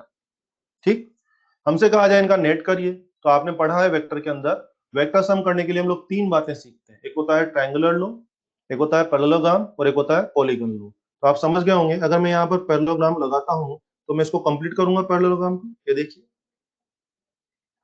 और पैरेललोग्राम का जो डायगोनल है, ये देखिए, ये जो डायगोनल है पैरेललोग्राम का, किसको शो करने वाला है? नेट फोर्स को। और जो डायगोनल होगा वो कहाँ आएगा? F1 और F2 के कहीं ना कहीं बीच में आएगा। ठीक बीच में नहीं आएगा, कहाँ आएगा? F1 F2 के बीच में आएगा।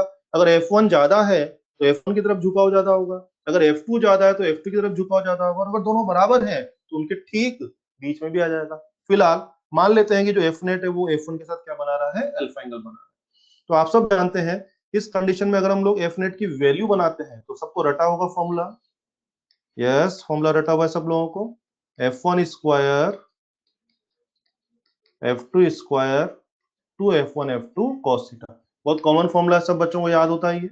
इसके अलावा अगर ये जो tan अल्फा हम लिखना चाहें तो ये क्या होता है बच्चों? F2 sin theta upon F1 plus F2 cos theta. ये क्या हो जाएगा? फॉर्मूला, ये सबको याद है। अब ये फॉर्मूला तो सबको याद है, लेकिन मैं चाहता हूं कुछ ये आसानी से हम लोग पकड़ लें। किस तरह से? आप जानते हैं अगर थीटा 0 हो जाए, थीटा 0 का मतलब क्या हो गया था? देखिए, यस, अगर दोनों वेक्टर एक ही तरफ हो जाए, दोनों वेक्टर एक ही तरफ हो जाएंगे तो थीटा 0, cos 0 की वैल्यू 1 होती है। तो आप जानते हैं कि यहां से आ जाएगा सोल्व करने पे F1 प्लस F2। अगर थीटा 180 हो जाए, थीटा 180 का मतलब क्या हो गया? दोनों वेक्टर कैसे हो जाए? जस्ट अपोजिट डायरेक्शन में। अगर दोनों अपोजिट हो जाएंगे तो 180। अगर मैं इस फॉर्मूला में 180 रखता हूं तो cos 180 कितना होता है? -1। तो उसको सोल्व करने पे आ जाएगा डिफरेंस। बिल्कुल सही है, F1 माइनस F2 का डिफरेंस। अब F1 F2 में जो बड़ा होगा उसमें से छोटे वाले को माइनस कर लेंगे। वेरी गुड सूरज, ये आ जाएगा।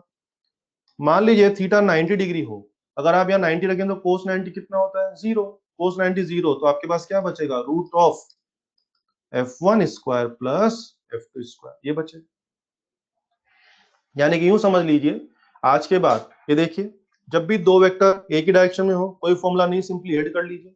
जब भी दो वेक्टर जस्ट अपोजिट डायरेक्शन में हो कोई फॉर्मूला नहीं है, सिर्फ डिफरेंस कर लीजिए। और अगर कोई दो वेक्टर 90 पे फंस जाए, कोई भी दो वेक्टर 90 पे फंस जाए, कोई फॉर्मूला नहीं है, दिमाग में आना चाहिए, तुरंत क्या करिए? पाइथागोरस। क्या करिए? पाइथागोरस करिए, दोनों का नेट आ जाएगा। क्लियर? और सुनिए, इफ बच्चों कई बार F1 बराबर F2 बराबर F, आप देखेंगे हमारे न्यूमेरिकल्स में कई बार इस तरह का सीन होगा, हमारे क्वेश्चन में कई बार ऐसा सीन होगा कि जो दोनों फोर्स में बराबर होंगे, और अगर दोनों फोर्स बराबर है तो आप जानते हैं स्टैंडर्ड आंसर, थीटा बराबर 60। थीटा 60 तो आंसर कितना आता है? √3F। थीटा बराबर 90, आंसर कितना आता है √2f, और थीटा बराबर 120, आंसर कितना आता है f। बताया सब बच्चों को? Very good. इसको याद रखें, जिनको नहीं पता वो याद रखें आज के बाद। ये देखिए, दो वेक्टर सेम मैग्नीट्यूड के एंगल है 60 डिग्री, एंगल 60 डिग्री, कोई सॉल्यूशन नहीं बनाएंगे, √3f। अगर एंगल है 90 डिग्री, आंसर इज √2f। अगर एंगल है 120 डिग्री, दो वेक्टर सेम मैग्नीट्यूड और एंगल है 120, आंसर विल बी f, यानी कि 1f, f के बराबर हो जाएगा। क्लियर है? तो कुछ स्टैंडर्ड आंसर है, आपको याद होने चाहिए। ठीक है, एक तो ये आप कर ही लेंगे। इससे बढ़िया बात बताता हूं आप लोगों को, n वेक्टर सेम मैग्नीट्यूड के हैं एंड एंगल बिटवीन देम बराबर 360/n। मान लीजिए मेरे पास n वेक्टर है, सबका मैग्नीट्यूड सेम है, और उनके बीच में आपस में एंगल कितना है 360/n। तो फिर उनका नेट बिना सोल्व किए आप कितना लिखेंगे? 0।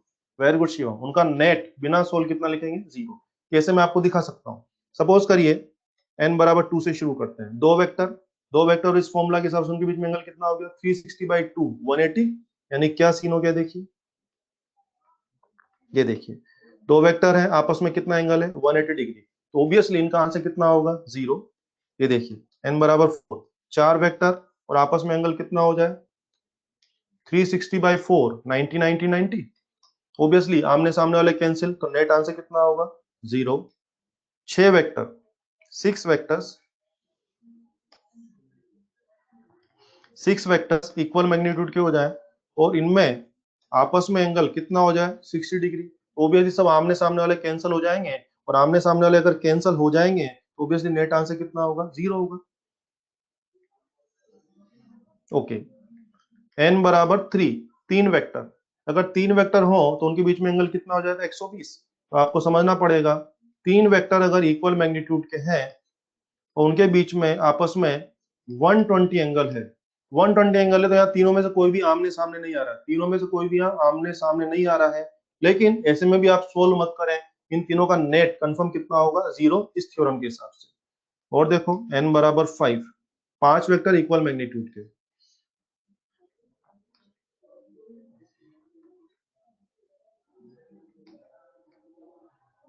ये देखिए पांच वेक्टर इक्वल मैग्नीट्यूड का, और उनके बीच में एंगल कितना होगा? इससे 360/5, it will be 72। Very good Shivam, 72 ये होगा।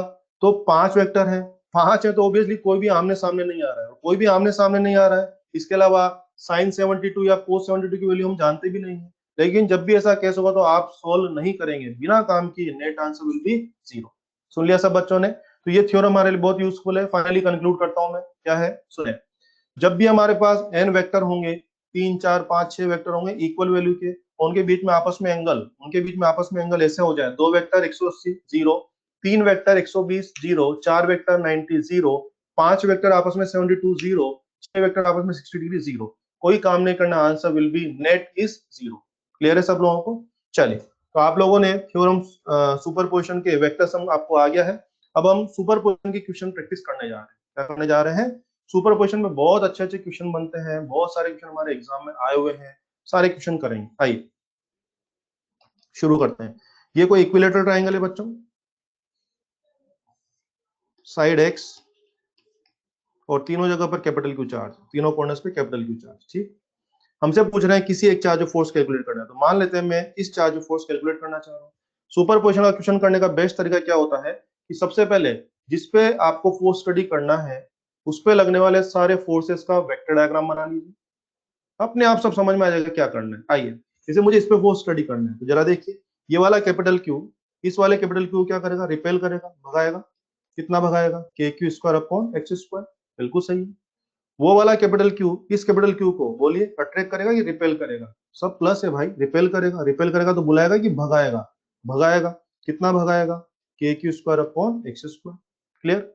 और इस पे लगने वाले दोनों फोर्स का वेक्टर मेरे सामने तैयार है, दोनों की वैल्यू कॉमन सेंस से तैयार है, और मामला इक्विलेटरल का तो आप सब जानते हैं, मामला क्या है? 60 डिग्री का। तो आप देखो कितना अच्छा सीन हो गया, दो वेक्टर सेम मैग्नीट्यूड, मामला 60 degree, answer will be √3 time. Very good. F net कितना आ जाएगा बच्चों? √3 times of, this will be √3 times of KQ square upon x square. Simple question, ठीक है। अगला क्वेश्चन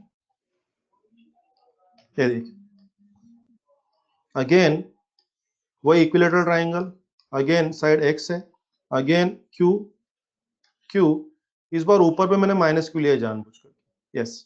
वापस से मुझे इसके ऊपर फोर्स स्टडी करना है। चलिए फिर से क्या किया जाए, क्या तरीका बताया हम लोगों ने, सारे फोर्सेस का वेक्टर डायग्राम बना ले। आइए इस पर स्टडी करें। ये वाला क्यू इसको क्या करेगा, रिपेल करेगा, के Q square upon X square.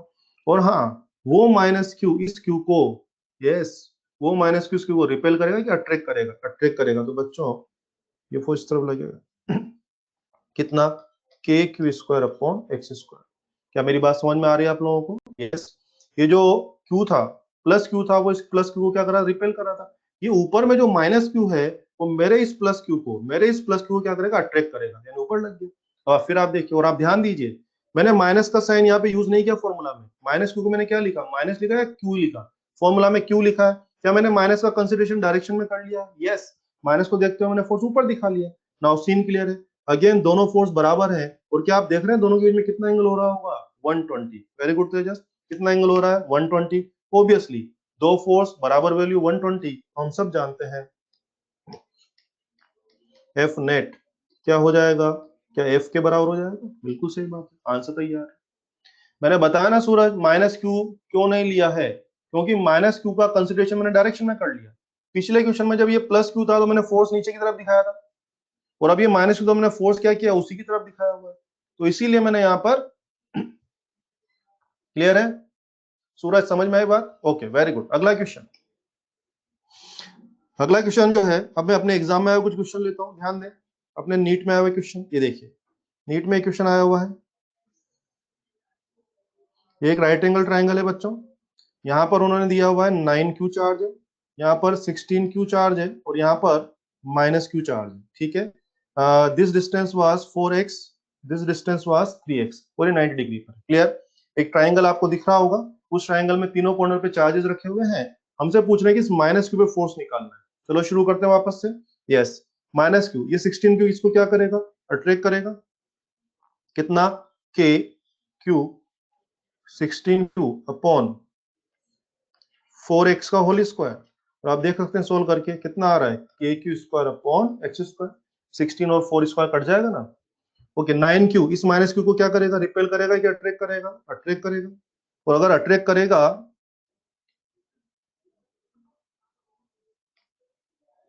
3x को इधर लिख रहा हूं मैं, हाँ जी, कितना अट्रैक्ट करेगा, के क्यू 9Q अपॉन क्या 3x का होल स्क्वायर, बिल्कुल सही बात है।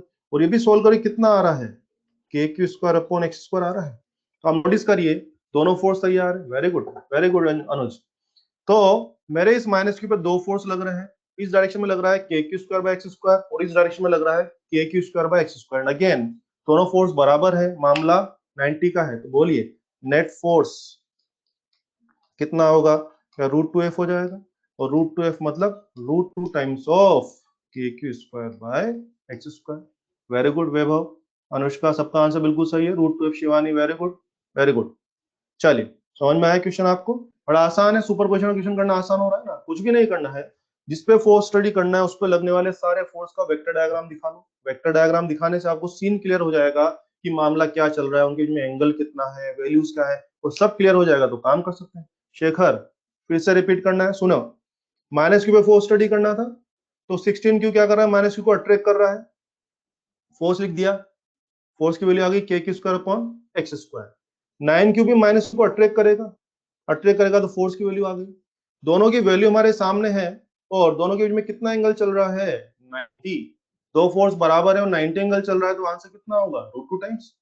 शेखर बात समझ में आई मेरी, शेखर बात समझ में आई। चलिए आगे बढ़ते हैं। नीट का आया हुआ ये क्वेश्चन देखिए बच्चों, ये भी बहुत अच्छा क्वेश्चन है। X component of force on -Q1। हमसे पूछा गया कि x component of force on -Q1। एक अरेंजमेंट हमें दिया गया बच्चों चार्जेस का, पहले अरेंजमेंट समझिए। ये देखिए, ये अपना एक्स एक्सिस था, ये अपना वाई एक्सिस हो गया, ठीक है बच्चों। यहाँ पर -Q1 चार्ज रखा हुआ है, यहाँ पर प्लस का Q2 चार्ज रखा हुआ है, और यहाँ पर माइनस का Q3 चार्ज रखा हुआ है। एग्जाम में this angle was given theta, this distance was a and this distance was given b। ये डिस्टेंस कितना दिया हुआ है b। डायग्राम समझ में आया? 3 पॉइंट चार्जेस है। अदिति अपना कनेक्शन चेक करिए, सबको दिख रहा है? डायग्राम दिख रहा है सब लोगों को? जल्दी से जवाब दें please. Very good. Aditi connection को रिफ्रेश करिए। हाँ बच्चों, एक अरेंजमेंट दिया हुआ है, ओरिजिन पे -Q1 है, एक्स एक्सिस पे +Q2 है, और यहाँ पर आप देख रहे हैं थीटा एंगल बनाते हुए इस जगह पर क्या है, माइनस का Q3 है। हमें -Q1 पर नेट फोर्स नहीं पूछा है, बल्कि -Q1 पर लगने वाले फोर्स का एक कंपोनेंट पूछा है। अब यार ये कंपोनेंट बाद में बात करेंगे, क्या करें, पहले -Q1 पर लगने वाले सारे फोर्स स्टडी कर लें। आइए, -Q1 पर ये वाला Q2 अट्रैक्ट करेगा इसको, बिल्कुल अट्रैक्ट करेगा। कितना? K Q1 Q2 upon separation square. और हाँ, ये माइनस का Q3 इस -Q1 को क्या करेगा, बोलिए, अट्रैक्ट या रिपेल? माइनस माइनस अट्रैक्शन की रिपल्शन, रिपल्शन, ये इसको रिपेल करेगा, बिल्कुल रिपेल करेगा। कितना रिपेल करेगा? K Q1 Q3 अपॉन ए स्क्वायर। सिंपल, वेरी गुड अभिनव, रिपेल करेगा। तो मैंने दोनों फोर्स दिखा लिए। अगर ये एंगल थीटा है तो ऑब्वियसली कॉमन सेंस हम जान गए ये एंगल भी क्या होगा, थीटा होगा। पता लग रहा है आप लोगों को? वो थीटा है तो ये भी क्या होगा, थीटा हो जाएगा। ये वाला एंगल भी, ये भी थीटा हो गया। अब मेरे पास दोनों फोर्स के बीच का एंगल तैयार है और दोनों फोर्स की वैल्यू तैयार है। दोनों फोर्स तैयार है, दोनों के बीच का एंगल कितना हो रहा है, थीटा या 90 माइनस थीटा? यस, दोनों के बीच का एंगल कितना है, थीटा या 90 माइनस थीटा? 90 minus theta. अब हमें नेट फोर्स निकालने का काम नहीं बोला है, हमसे क्या बोला है, हमें केवल एक्स डायरेक्शन का फोर्स चाहिए। क्या चाहिए? फोर्स का एक्स कंपोनेंट, या यूं समझिए,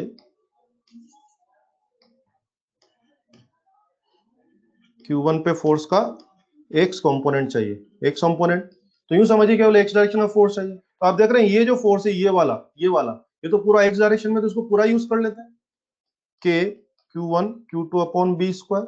और जो ये दूसरा फोर्स है, ये वाला, ये पूरा एक्स डायरेक्शन में नहीं है, तो इसका एक्स डायरेक्शन का कंपोनेंट ले लेते हैं। एक्स डायरेक्शन का कंपोनेंट क्या बनेगा, साइन थीटा या कॉस थीटा? देख के बताइए, साइन थीटा या cos theta? Sine theta. Very good Ritu, क्या बनेगा, साइन थीटा। बराबर, very good. K Q1 Q3 upon ए स्क्वायर, और ये क्या हो जाएगा, साइन थीटा। तो मेक श्योर हमारे पास आंसर आ चुका है। हमने क्या निकाला, ये क्या आया पूरा आंसर, ये Q1 पे लगने वाला नेट फोर्स नहीं आया है, ये Q1 पे लगने वाले फोर्स का केवल और केवल एक्स कंपोनेंट हम लोगों ने पता किया। वेरी गुड, बिल्कुल सही है। कोस 90 माइनस थीटा, कोस 90 माइनस थीटा लिखेंगे सूरज तो वो आपस में क्या बन जाएगा, वो साइन थीटा बन जाएगा ना, एक ही बात है। वेरी गुड, समझ में आ गया क्वेश्चन। चलिए अगला क्वेश्चन पकड़ते हैं। नीट में अभी 2 साल पहले एक क्वेश्चन आया हुआ है, एक स्क्वायर हमें दिया, उस स्क्वायर में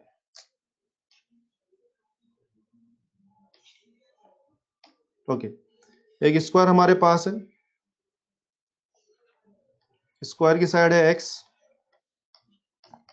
स्क्वायर में दो अपोजिट कॉर्नर पे कैपिटल क्यू चार्जेस थे, यहां और यहाँ कैपिटल क्यू चार्ज है, और यहाँ स्मॉल क्यू, और यहाँ पर स्मॉल क्यू चार्ज है। स्क्वायर दो अपोजिट कॉर्नर पे कैपिटल क्यू चार्ज है और दो अपोजिट कॉर्नर पर स्मॉल क्यू चार्ज है। हमसे कहा गया if F net on capital Q is 0 then Q by Q question mark. हमसे बोला कि कैपिटल क्यू पर क्या है, नेट फोर्स 0 है, तो बोले कि कैपिटल क्यू और स्मॉल क्यू का रेशियो मैनेज करिए। करते हैं, ऐसा करते हैं, इस कैपिटल क्यू पे हम मिलकर के नेट फोर्स बना लेते हैं, और हमारे से जो नेट फोर्स आएगा उसको उठा के 0 कर देंगे। सबसे पहले ये इसको रिपेल कर रहा होगा, कितना, ये भी इसको रिपेल कर रहा होगा, और हाँ ये कैपिटल क्यू भी इसको रिपेल कर रहा होगा, कितना, के क्यू स्क्वायर अपॉन सेपरेशन, इनका सेपरेशन एक्स नहीं है, दिस इज √2x। आप समझते हैं ना, एक्स तो क्या है, स्क्वायर का साइड है, तो डायगोनल होगा, और डायगोनल कितना होगा, √2x होगा ना। वेरी गुड, √2x, √2x होगा। चलिए ये आ जाएगा, 2√2 नहीं आएगा, √2x, तो ओके ये आ जाएगा। अब क्या करें, तीन फोर्स का नेट निकालें। आप नोटिस करिए कि ये दोनों फोर्स आपस में बराबर है और आपस में 90 पर है, तो इनका नेट कितना आने वाला है? इनका नेट आएगा √2 of K Q Q upon X square. ये तो इनका नेट आ जाएगा। तो इनका जो दोनों का नेट आएगा वो इस डायरेक्शन में होगा, और क्योंकि वो इस डायरेक्शन में होगा उसमें ऑलरेडी एक और फोर्स है, तो जुड़ जाएंगे दोनों, के Q square upon 2x square. Net force ये बन रहा है, और क्वेश्चन की डिमांड क्या है? नेट फोर्स शुड बी 0, तो नेट फोर्स को अपन ने 0 कर दिया। अब अगर नेट फोर्स को 0 कर ही दिया है तो बस काट पीट कर लेते हैं। √2 के Q Q upon X square अपनी जगह, इसको उधर ले जाएं।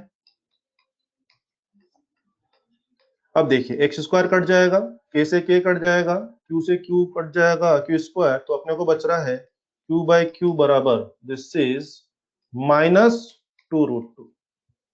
बच्चों आंसर आ रहा है -2√2। वेरी गुड, अदिति, अनुज, वैभव, बिल्कुल सही है।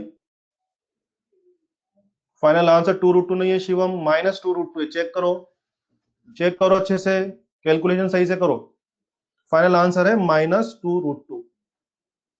चलिए, ये भी आपको समझ में आ गया। अगला क्वेश्चन पकड़ने जा रहे हैं। अगला क्वेश्चन, एक मैसेज आपके पास है, रेगुलर पॉलीगन। बच्चों अगर मेरे पास कोई रेगुलर पॉलीगन है, कोई भी रेगुलर पॉलीगन, इट में B equilateral triangle, square, pentagonal, hexagonal, कुछ भी रेगुलर पॉलीगन है। ये देखिए इधर कोई रेगुलर पॉलीगन मेरे पास है, अगर इसके सभी कॉर्नर पर सेम चार्ज हो, वैल्यू वाइज भी सेम और डायरेक्शन नेचर वाइज भी सेम, तो अगर मैं सेंटर पे कोई भी चार्ज रख दूं तो उस पर नेट फोर्स 0 है। कैसे? क्यू माइनस क्यू को अट्रैक्ट करेगा, ये भी अट्रैक्ट करेगा और ये भी अट्रैक्ट करेगा, तो बोलिए नेट फोर्स क्या हो जाएगा? 0। Square minus Q minus Q minus Q और माइनस क्यू। सोचो अगर मैं यहाँ पे प्लस क्यू रख देता हूं तो ये दोनों अट्रैक्ट करेंगे और ये दोनों भी अट्रैक्ट करेंगे, तो अगेन नेट फोर्स कितना आ रहा है? 0 आ रहा है। कहने का मतलब रेगुलर पॉलीगन किसी भी शेप का हो, 3 साइड वाला, 4 साइड वाला, 5 साइड वाला, 6 साइड वाला, सभी कॉर्नर पे सेम चार्ज हो, वैल्यू भी सेम और नेचर भी सेम, तो सेंटर पे आप कोई भी चार्ज रख दीजिए, नेट फोर्स कितना आएगा? 0। इवन ये देखिए, मान लीजिए मेरे पास कोई पेंटागन है, रेगुलर पेंटागन, सब जगह कैपिटल क्यू है मान लीजिए, मैंने यहाँ सेंटर पर रख दिया -क्यू, तो क्या होगा? सब लोग अट्रैक्ट करेंगे इसको, ये भी अट्रैक्ट करेगा, ये भी, ये भी, ये भी और ये भी। इस पर 5 फोर्स लाएंगे और पांचों में से कोई भी आमने सामने नहीं आएगा, आमने सामने आने की जरूरत भी नहीं है, पांचों की वैल्यू बराबर होगी, लेकिन पांचों में आपस में 72 एंगल है। अगर पांचों में आपस में 72 एंगल है तो बोलिए सोल्व करना है कि 0 आ जाएगा? 0 आ जाएगा, तो नेट फोर्स 0। तो कहने का मतलब यह है बच्चों कि अगर रेगुलर पॉलीगन पे सब जगह सेम चार्ज होंगे तो सेंटर पे बैठे हुए किसी भी चार्ज पर नेट फोर्स कितना होगा? 0 होगा। कंफर्टेबल है? मैसेज क्लियर है सब लोगों को? जल्दी से बोलिए, मैसेज समझ में आया? सेंटर पर नेट फोर्स कितना आएगा? 0 आएगा। अब ये तो एक मैसेज था, अब इस मैसेज को यूज करके हम अलग अच्छे क्वेश्चन कैसे करते हैं वो देखिए। ये देखिए मेरे पास एक पेंटागन है, ठीक है बच्चों, इसके 4 कोनों पे plus Q plus Q plus Q है और इसके एक कॉर्नर पे यहाँ माइनस क्यू है, और यहाँ सेंटर पे मान लीजिए क्यू नॉट चार्ज रखा हुआ है, और मान लेते हैं कि ये डिस्टेंस जो है वो कितनी है? आर है। ध्यान दीजिए, मुझे पूछ रहे हैं कि क्यू नॉट पर नेट फोर्स बताइए, सेंटर पे जो चार्ज है उस पर नेट फोर्स कितना होगा। फर्स्ट ऑफ ऑल आप देख रहे हैं इसके 5 कॉर्नर पे वैल्यू तो क्यू है, वैल्यू तो क्यू है, सेम वैल्यू, लेकिन एक चार्ज नेगेटिव और 4 पॉजिटिव है। जरा सोचिए अगर पांचों ही चार्ज पॉजिटिव होते, पांचों ही चार्ज पॉजिटिव होते तो आंसर क्या 0 हो जाता? बिल्कुल सही बात है। अब पांचों चार्ज पॉजिटिव नहीं तो आंसर 0 तो नहीं होगा। अब इसको करने के लिए एक तरीका ये है कि हम 5 वेक्टर बनाए फिर उनको सुपरपोज करें, टाइम वेस्ट होगा। उसकी वजह हम क्या करें, माइनस क्यू को क्या हम -2q प्लस क्यू लिख दें? क्या लिख सकते हैं ना? -q को क्या लिख दिया? -2q plus Q.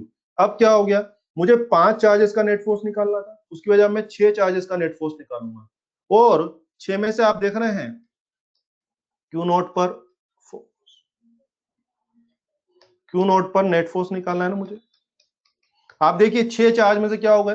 5 हो गए Q Q Q Q Q, तो उन पांचों क्यू वालों का फोर्स तो कैंसिल हो जाएगा, तो आई थिंक एकमात्र क्यू नॉट पर एकमात्र फोर्स किसकी वजह से लगेगा? क्या -2q की वजह से लगेगा?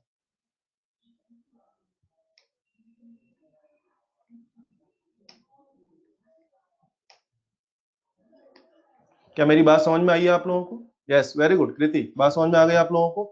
कि मेरे पास 5 चार्ज से मैंने उसको किस में कर दिया, 6 चार्ज में कन्वर्ट किया। 6 में से जो 5 चार्ज है क्यू क्यू क्यू क्यू, उनका नेट फोर्स 0 हो जाएगा। तो अकेले जो -2q का फोर्स होगा वही आंसर हो जाएगा। यानी आंसर कितना हो जाएगा, K Q naught 2q upon R square. Obviously मेरे पास नेट फोर्स आ जाएगा 2k Q naught upon R square, net force आ जाएगा। और मजे की बात, ये नेट फोर्स उसकी डायरेक्शन भी मेरे को चाहिए, डायरेक्शन। पांचों क्यू का फोर्स तो कैंसिल हो गया, तो अकेले -2q को एसिस क्यू नॉट पे फोर्स कहां लगेगा, अट्रैक्शन लगेगा ना। तो क्या बोल दो, towards, towards vertex, towards vertex, बोलिए टूवर्ड्स सेंटर लगेगा, टूवर्ड्स वर्टेक्स लगेगा। Very good Ritu, towards vertex लगेगा ना, क्योंकि जो -2q है तुम्हारे क्यू नोट को क्या करेगा, अट्रैक्ट करेगा, force will be towards vertex. Very good. और आप समझ रहे हैं इस पर्टिकुलर क्वेश्चन में हमने किस कॉन्सेप्ट का यूज किया है। हमारे दिमाग में पहले से था कि पांचों क्यू वालों का तो नेट 0 हो जाएगा, तो हमने -q को इस तरह से ब्रेक किया कि उसमें +q बन जाए और साथ में कुछ और बन जाए, ताकि एक क्यू बाकी सारे क्यू को निपटा देगा, अकेले -2 का फोर्स आ जाएगा। कंफर्टेबल है, कंफर्टेबल है। चलिए अगला क्वेश्चन ले रहे हैं जो कि बहुत ही काम का क्वेश्चन है। अगला question, two identical simple pendulum, two identical simple pendulum detail MQL 8 suspended at common point are in equilibrium। बच्चों सिंपल पेंडुलम वाली प्रॉब्लम लेने जा रहे हैं, ठीक है। और सिंपल पेंडुलम वाली प्रॉब्लम में क्या बोला हुआ है, दो आइडेंटिकल सिंपल पेंडुलम मेरे पास, इधर देखिए मेरी तरफ। जैसे मान लीजिए सिंपल पेंडुलम है दो, इन दोनों को अगर मैं कॉमन पॉइंट से लटकाता हूँ, कॉमन पॉइंट अगर मैं इसको लटकाता हूं, तो अगर ये ऑर्डिनरी पेंडुलम होते तो क्या होते, बिल्कुल वर्टिकल रहते। लेकिन दोनों पे +q चार्ज है, तो उनमें रिपल्शन होगा, रिपल्शन की वजह से दोनों पेंडुलम थोड़ा सा इस तरह से रहेंगे।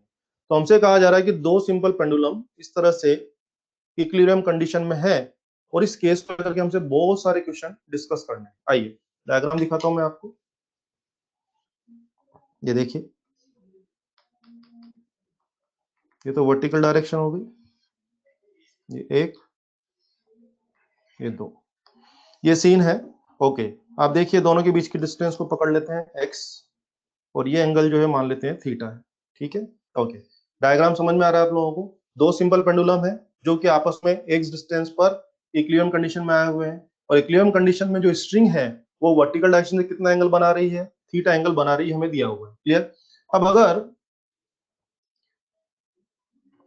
ये जो बच्चों केस है, इस केस को लेकर के एक नहीं बल्कि 5 7 8 10 तरह के क्वेश्चन बन सकते हैं, और उनमें से बहुत सारे क्वेश्चन अपने एग्जाम में आए हुए हैं। तो अपन एक एक करके सारे क्वेश्चंस को पकड़ते हैं। आइए, सबसे पहले आप देख रहे हैं कि मामला इक्विलिब्रियम का है, तो नेट फोर्स 0 होना चाहिए। तो एनालाइज करें, इसके ऊपर ये फोर्स mg लग रहा होगा, यहाँ पे फोर्स कितना लग रहा होगा, Fe कितना हो रहा होगा, k q square upon separation square. और हाँ, स्ट्रिंग में क्या चलता है, टेंशन T। अब आप समझ ही गए कि अगर ये एंगल थीटा है तो ये एंगल भी कितना होगा, थीटा। तो अगर कंपोनेंट करें तो this is T cos theta and this will be, yes, this will be T sin theta. हो गया, कंपोनेंट्स हो गए, सब तैयारी है। मामला बैलेंस का है, मामला बैलेंस का है, एट बैलेंस, इक्विलिब्रियम का मामला है, सवाल ने बोला एट बैलेंस। बैलेंस है तो क्या होगा, वर्टिकल फोर्स आपस में सेटल हो जाएंगे, और हॉरिजॉन्टल फोर्स भी आपस में सेटल हो जाएंगे। आइए, वर्टिकल और वर्टिकल और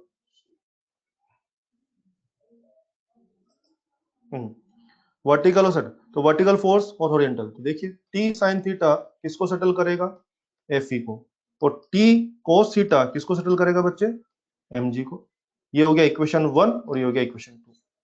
तो पहले तो हमने केस को एनालाइज कर लिया कि हाँ यार इस तरह से होना चाहिए, हो गया, एनालिसिस हो गया।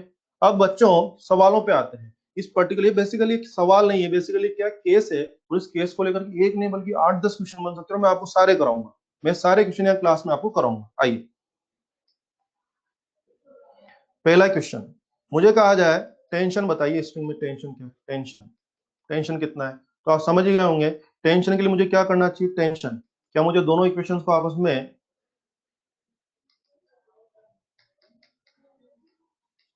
ये देखिए, आप देखिए पिछले पेज पे चलते हैं अपन, ये देखिए ये दो इक्वेशन मेरे पास आ गई है। टेंशन करना है, टेंशन की तो क्या करें, दोनों का स्क्वायर करके जोड़ दें, sine square theta cos square theta तो कितना हो जाएगा 1, तो टेंशन कितना हो रहा है, root of F E square plus M G square. दूसरी बात, मुझे कहा जाए कि टेन थीटा पता कीजिए, दोनों के बीच में जो एंगल है उसका टेन थीटा पता कीजिए, टेन थीटा ये पता कीजिए। तो टेन थीटा के लिए आप समझ गए होंगे, एक में साइन आया हुआ और एक में कोस आया हुआ है, तो क्या करें, डिवाइड कर लेते हैं। तो बच्चों डिवाइड करेंगे तो आप समझ गए होंगे, टेन थीटा बराबर कितना आ जाएगा, एफ ई बटे एम जी। बिल्कुल सही है, F E by M G, ये आ जाएगा टेन थीटा। क्लियर है आपको, टेन थीटा ये आ जाएगा। और देखिए क्लियर है ना, टेन थीटा इसको हम चाहे तो क्या लिख सकते हो, K Q square upon X square M G भी लिख सकते हैं, एक ही बात होती है, ये टेन थीटा आ जाएगा। और देखिए अभी आप देखिए इस डायग्राम के अंदर, इस डायग्राम में अगर मैं इधर की चीजों को वन नाम देता हूं और इधर की चीजों को मैं टू नाम देता हूं, तो अभी आप नोटिस करिए इधर और इधर में कुछ अलग है कि सब कुछ सेम है, सब सेम है, सब सेम है। तो क्या हो रहा होगा, अभी यहाँ M1 तो यहाँ M2, अभी M1 बराबर M2 है, Q1 बराबर Q2 है, तो अभी थीटा वन बराबर थीटा टू भी हो रहा होगा, यानी दोनों तरफ के एंगल अलग हो रहे हैं कि सेम हो रहे हैं, सेम। क्योंकि अभी इधर और इधर अलग चीजें हैं कि आइडेंटिकल चीजें हैं, अभी तो आइडेंटिकल चीजें हैं, सेम चीजें हैं।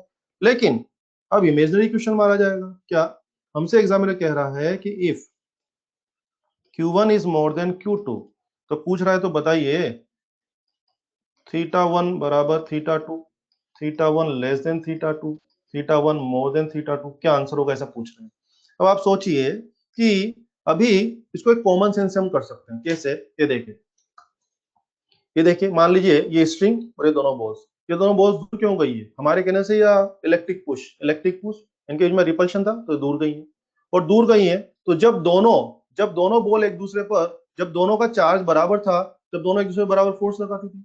अब एक का चार्ज ज्यादा और एक का चार्ज कम है, अभी हम पढ़ के आए एक्शन रिएक्शन, क्या पढ़ के आए हम लोग, action reaction. Very good Shivam, action reaction में क्या पढ़ा था, Q1 ज्यादा हो चाहे Q2 ज्यादा हो, कोई भी कम ज्यादा हो, लेकिन अभी भी दोनों एक दूसरे पर फोर्स बराबर लगाएंगे। याद है, भी एक्शन रिएक्शन बहुत बोल रहा था मैं। तो अगर दोनों फोर्स बराबर लगाएंगे और फोर्स की वजह से तो ये दूर जा रहे हैं, तो फोर्स तो भी बराबर लगेगा, तो जितना शिफ्टिंग इसका होगा उतना ही शिफ्टिंग इसका होगा। फोर्स बराबर, दोनों का शिफ्टिंग भी बराबर होगा, और शिफ्टिंग बराबर होगा तो दोनों का जो एंगल है, शिफ्टिंग बराबर होगा, दोनों का जो एंगल बन रहा है वो भी क्या होगा, सेम होगा। यानी हमारा आंसर क्या है, थीटा वन बराबर थीटा टू। ये आंसर किस बेस पे दिया है मैंने, अब समझ में आया वो एक्शन रिएक्शन में क्यों इतना चिल्ला रहा था, एक्शन रिएक्शन। क्लियर है, वेरी गुड। और आइए हमसे पूछते हैं if M1 is more than M2, तो बोले अब क्या होगा, M1 is more than M2, ये तो तय हो गया है कि दोनों पे फोर्स बराबर लगेगा।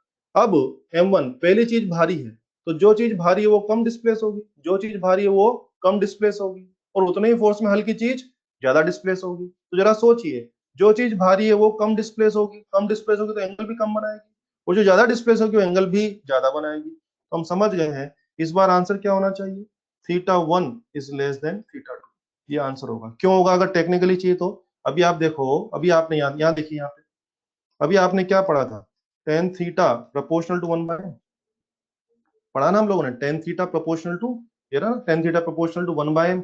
इसका फिजिकल मीनिंग क्या हो गया, क्योंकि M1 और M2 है, तो बोलिए क्या theta one should be less than theta two, सही बात है, वेरी गुड, इस तरह से आंसर आ जाएगा। और देखिए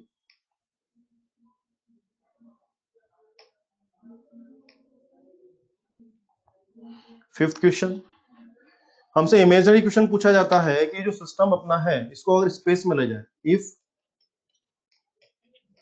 टेकन इन स्पेस, इस पूरे सिस्टम को बोले स्पेस में ले जाएंगे तो बोले वहां पे क्या क्या होगा, स्पेस में ले जाएंगे तो क्या क्या होगा वो देखते हैं। तीसरा वाला समझ में नहीं आया, अरे तीसरे वाले में क्या है, दोनों के चार्ज अगर अलग अलग हैं तो भी पुश तो बराबर ही लगेगा, और दोनों के चार्ज सेम है तभी पुश तो बराबर ही लगेगा, और अगर फोर्स बराबर लगेगा तो डिस्प्लेसमेंट भी तो बराबर होगा, और डिस्प्लेसमेंट बराबर होगा तो एंगल भी क्या रहेंगे, सेम रहेंगे। वेरी गुड कृति, स्पेस में ग्रेविटी क्या हो जाएगी, जीरो हो जाएगी, बहुत बढ़िया। तो इफ टेकन इन स्पेस, हाँ जी स्पेस में क्या होने वाला है, जी बराबर जीरो। तो चलो टेन थीटा अपने पास क्या लिखा हुआ था अभी, K Q square X square M G, ये आपने लिखा, और यार वहां जी अगर जीरो हो जाएगा तो एक चीज कितना हो जाएगा, इनफाइनाइट। इसका मतलब थीटा कितना हो जाएगा, 90। भाई साहब थीटा कितना हो रहा है, 90 डिग्री। इसका मतलब अगर मैं सिस्टम को स्पेस में ले जाऊंगा थीटा 90 हो जाएगा, और थीटा अगर 90 हो जाएगा इसका मीनिंग क्या हो गया, थीटा 90, इसका मतलब क्या हो गया कि वहां पर स्ट्रिंग पूरी से ओरिएंटल हो जाएगी, यानी वहां सीन कुछ ऐसा हो जाएगा, एक स्ट्रिंग ऐसी और एक स्ट्रिंग इस तरह से हो जाएगी, दोनों स्ट्रिंग बिल्कुल इस तरह से हो जाएंगी, और इस तरह से हो जाएंगे तो ये एंगल कितना हो गया 90, और ये एंगल भी कितना हो गया वहां पे 90, तो ये सीन वहां हो जाएगा। अब इस सीन को लेकर तरह तरह की बातें पूछी जाती हैं। किस तरह की बातें? हमसे पूछते हैं कि सेपरेशन बिटवीन बॉल्स क्या होगा, सेपरेशन बिटवीन बॉल्स। आप बताइए क्या दिख रहा है आपको separation between balls? L plus L, क्या 2L हो जाएगा? Very good. Angle between strings क्या होगा?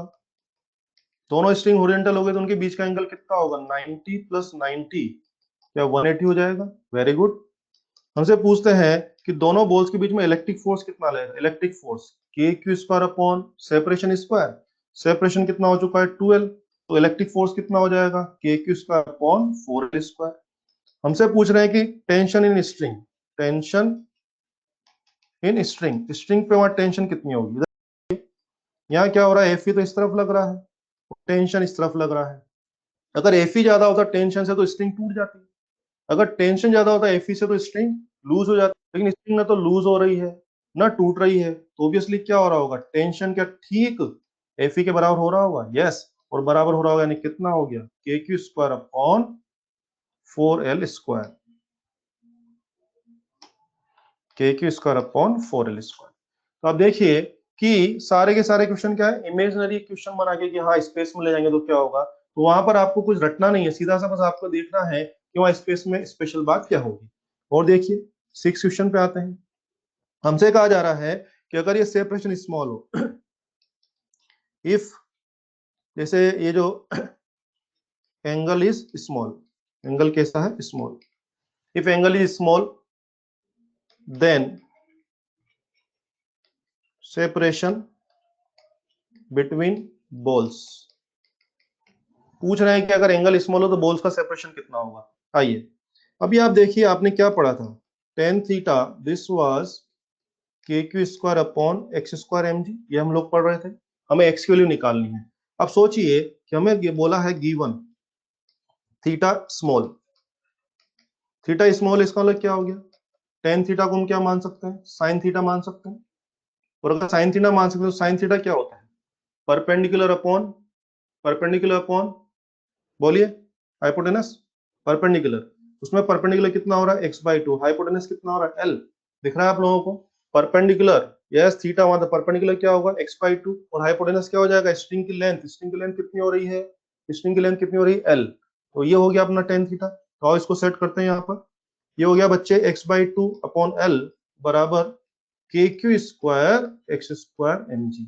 यहाँ से अगर हम सोल्व करें तो x बराबर आ रहा है 2k square L upon M G, इसकी पावर 1/3, ये आ जाएगा। ये क्या आ गया अपना? ये आ गया अगर दोनों स्ट्रिंग के बीच में, अगर स्ट्रिंग जो वर्टिकल से एंगल बना रही है, हमसे कहा जा रहा है कि एंगल स्मॉल है, ये एंगल स्मॉल है, अगर स्मॉल एंगल है तो दोनों बॉल का सेपरेशन कितना होगा। हमने स्मॉल एंगल की कंडीशन को अपने से उसमें सेट किया, और सेट करके हमने जान लिया कि दोनों बॉल्स के बीच का सेपरेशन कितना होगा। क्लियर? और आइए ये क्वेश्चन जो अभी अभी हमने किया है, ये वाला, ये जेई के अंदर आया हुआ क्वेश्चन है, ठीक है, हो सकता है कभी हमारे एग्जाम में रिपीट हो जाए। और देखिए सेवंथ सेवन क्वेश्चन जो हम करने जा रहे हैं इसी में, वो नीट में आया हुआ क्वेश्चन, अभी 2 साल पहले आया क्वेश्चन है नीट का। ओके, हमसे बोल रहे हैं कि if charge of balls leak at constant rate and balls come closer with speed v, then relate v and x, then relate v and x, v और x में रिलेशन पता करना। हमसे क्या बोला हुआ है अभी, देखिए केस को समझिए। अभी ये दोनों क्या है, इस तरह से आराम से थे, ठीक है। अब इमेजिनरी क्वेश्चन है वापस से कि दोनों का चार्ज जो लीक होने लग गया, चार्ज कौन सा रेट से लीक हो रहा है?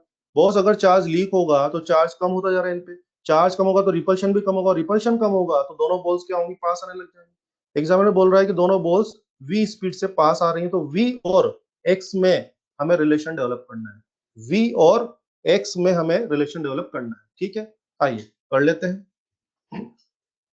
अभी आपको याद है, अभी हमें क्या मिला था, X cube was 2k² L/mg, अभी अभी हमने डिस्कस किया। तो बच्चों यहां से हमें क्या मिल रहा है, क्यू स्क्वायर प्रोपोर्शनल टू क्या एक्स क्यूब मिल रहा है, क्यू स्क्वायर प्रोपोर्शनल टू क्या मिल रहा है, एक्स क्यूब। तो यहां से हमें क्या मिल रहा है, क्यू प्रोपोर्शनल टू क्या एक्स की पावर 3/2 मिल रहा है। यस।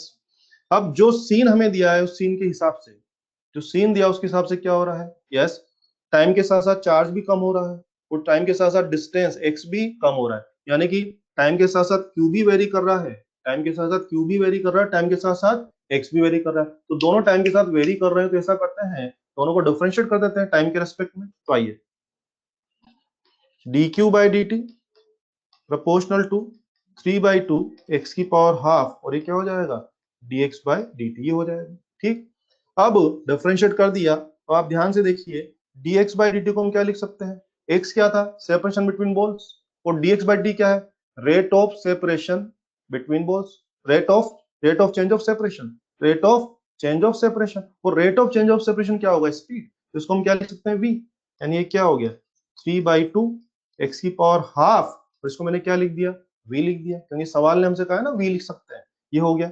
और dq/dt तो वैसे कांस्टेंट है, क्योंकि आपने क्या बोला था, चार्ज लीक हो रहा है एट कांस्टेंट रेट सवाल ने बोला है। तो अल्टीमेटली बच्चों मेरे पास बच क्या रहा है, v इंटू एक्स की power half, that is constant. तो v प्रोपोर्शनल टू एक्स की पावर माइनस हाफ। एग्जाम में अपना आंसर था कि v और x में रिलेशन बताइए, v प्रोपोर्शनल टू x की पावर माइनस हाफ, ये हमारा आंसर हो जाएगा। क्या मेरी बात समझ में आई है आप लोगों को, करना कुछ भी नहीं है, पिछले ही सवाल का ये एक्सटेंशन है, ये पिछले ही सवाल का एक्सटेंशन है ना। ये देखो आप, पिछले सवाल में अपन ने क्या निकाला था, x निकाला था, तो वहां से हमें क्या मिल रहा था, X cube proportional to Q square मिल रहा था ना। तो X cube proportional to Q square को मैंने आगे बढ़ा दिया, यानी पिछला जो सवाल था उसी को एक्सटेंड करके सवाल बन गया, इसी को मैंने आगे बढ़ा दिया, क्योंकि आप बोल रहे हैं कि चार्ज लीक हो रहा है, तो इसी को मैंने आगे बढ़ा दिया और आगे बढ़ा के डिफरेंशिएट कर दिया, ये आंसर आ जाएगा। और देख सकते हैं, तो बच्चे इस तरह का सवाल आप कर सकते हैं ना। ओके, एक आखिरी सवाल ले रहा हूं जो कि अपने एग्जाम में आया हुआ है, यस, 8 क्वेश्चन, ये भी नीट में आया हुआ। सुने, क्या क्वेश्चन है कि if dipped in liquid and angle remains same, density liquid 0.8, density बोल 1.6, एप्सिलॉन आर लिक्विड पूछा है। क्या पूछा गया, ये पूरा सिस्टम फटाफट सुनिए, ये पूरे सिस्टम को क्या कर दिया हम लोगों ने, एक लिक्विड में, अभी तो पूरा सिस्टम हवा में था, पूरे सिस्टम को अगर लिक्विड में डिप कर दिया, तो कह रहा है कि स्ट्रिंग का वर्टिकल के साथ जो एंगल है ना वो चेंज नहीं हुआ है, वो उतना का उतना ही है। तो पूछ रहा है कि बताइए उस लिक्विड का डाइलेक्ट्रिक कांस्टेंट क्या रहेगा, लिक्विड का डाइलेक्ट्रिक कांस्टेंट हमसे पूछा जा रहा है, क्लियर। तो लिक्विड का डाइलेक्ट्रिक कांस्टेंट पूछ रहा है, साथ में क्या दिया हुआ है, डेंसिटी ऑफ लिक्विड दिया हुआ है 0.8 और डेंसिटी ऑफ बॉल भी दिया हुआ है 1.6, क्लियर। आइए पहले सीन समझते हैं। एयर में तो एनालिसिस हम लोग कर ही चुके हैं, अब इसका हम लोग एनालिसिस करने जा रहे हैं किसके अंदर, लिक्विड के अंदर। ये देखिए बच्चों, वही अपना ये हो गया, मान लीजिए थीटा डैश है। अब ये कोई लिक्विड था, इसका एप्सिलॉन अपने को पता करना है। अब इसका एनालिसिस करते हैं, यहाँ पे mg लग ही रहा होगा पहले की तरह, इनके बीच में अभी भी Fe लग रहा है, लेकिन Fe electric force Fe by epsilon हो जाएगा, क्योंकि पहले बीच में क्या था, एयर था, और अब बीच में क्या आ चुका है, एप्सिलॉन आ चुका है, तो Fe बाय एप्सिलॉन। और हाँ, टेंशन मान लेते हैं टी डैश, एंगल जो थीटा डैश मान लिया, और हाँ इस तरफ क्या एक बायंसी फोर्स लगेगा, upthrust, you know upthrust, liquid क्या है, बॉल को अपथ्रस्ट मारेगा। तो अब आ जाओ, ये थीटा डैश हो गया अपना। अब आप समझ गए हैं कि वापस से एनालाइज करता हूं, तो देखिए वर्टिकल फोर्स बैलेंस कर दो, क्या आएगा, T dash cos theta dash plus F upthrust बराबर क्या हो गया, mg। तो बच्चों यहां से T dash cos theta dash mg minus F upthrust, ये बनेगा। अगर हॉरिजॉन्टल फोर्स बैलेंस करो तो क्या बनेगा, T dash sine theta dash बराबर क्या बनेगा, एफ ई बाय एप्सिलॉन बनेगा, क्लियर है। अगर मैं दोनों को डिवाइड करता हूं तो टेन थीटा डैश बराबर कितना आ रहा है, F E by epsilon R into M G minus F upthrust, ये आ रहा है। तो जब हम लोगों ने इन एयर टेन थीटा क्या आया था एयर में, this was F E upon M G. याद है ना, एयर में एनालाइज किया तो टेन थीटा क्या आया था, F E upon M G. और अभी लिक्विड में एनालाइज किया तो क्या आया हुआ है, ये आया हुआ है। और एग्जामिनर ने बोला है, क्या बोला है कि दोनों एंगल सेम है, unchange, remain same, angle remain same. इसका मतलब क्या हो गया, इसका मतलब थीटा बराबर थीटा डैश गिवन। इसका मतलब टेन थीटा बराबर क्या होगा, टेन थीटा डैश। तो बस दोनों को बराबर करते हैं, F E by M G बराबर F E by epsilon R M G minus F upthrust, ये कर दिया। और अगर ये कर दिया तो आप देखिए एफ ई कट जाएगा। यहां से अगर एप्सिलॉन आर के लिए मैनेज कर रहे हैं तो ये आ जाएगा one upon one minus F upthrust upon M G, ये आ जाएगा। अब वैल्यू डालते हैं, I one minus upthrust. Upthrust force के बारे में आपने सुना होगा, अपथ्रस्ट फोर्स क्या होता है, volume into density into G, V D G, volume density G. Volume उस चीज का जिस पे अपथ्रस्ट लग रहा है, डेंसिटी उस चीज की जो अपथ्रस्ट मार रहा है। आइए, वॉल्यूम किसका आएगा, बॉल का, बॉल पे तो लग रहा है अपथ्रस्ट। डेंसिटी, डेंसिटी किसका आएगा, बॉल का या लिक्विड का, लिक्विड का। क्योंकि अपथ्रस्ट फोर्स अप्लाई कौन कर रहा है, बॉल अप्लाई कर रही है कि लिक्विड अप्लाई कर रहा है, लिक्विड, तो डेंसिटी लिक्विड, और जी तो जी होता ही। एम मास लिखना है बॉल का, वो क्या होगा, वॉल्यूम बॉल और डेंसिटी बॉल। बॉल का मास क्या होगा, वॉल्यूम इंटू डेंसिटी, दोनों बोल के आएंगे, और जी तो जी है। तो आप देखिए जी और जी कट जाएगा, वॉल्यूम बॉल कट जाएगा, तो अपने पास बचा है one upon one minus density of liquid upon density of ball, ये बचा है। और अगर ये बचा है,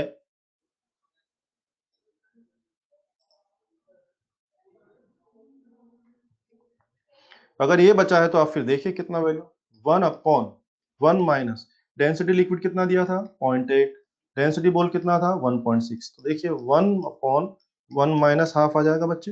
ये सोल्व करके आ रहा है एप्सिलॉन आर बराबर 2। यानी कि जिस लिक्विड में आपने इसको डिप किया था उस लिक्विड का डाइलेक्ट्रिक कांस्टेंट कितना निकल के आया है, 2। बच्चों ये क्वेश्चन भी अपने नीट में आया हुआ क्वेश्चन है। तो आप देख रहे हैं कि ये जो सिंपल पेंडुलम वाला केस आपने लिया, दो आइडेंटिकल सिंपल पेंडुलम, इसको लेकर के एक नहीं बल्कि 8-10 अलग अलग क्वेश्चन बन सकते हैं। और इनमें से बहुत सारे क्वेश्चन कई बार अपने एग्जाम में और जेई के अंदर भी आ चुके हैं। तो सारे क्वेश्चन आपको अपने हिसाब से सोल्व करना आना चाहिए, कर पाएंगे हम लोग। वापस से रिपीट करता हूँ, वापस से चलते हैं शुरू से। चलिए वापस समझिए सिंपल पेंडुलम वाले क्वेश्चन।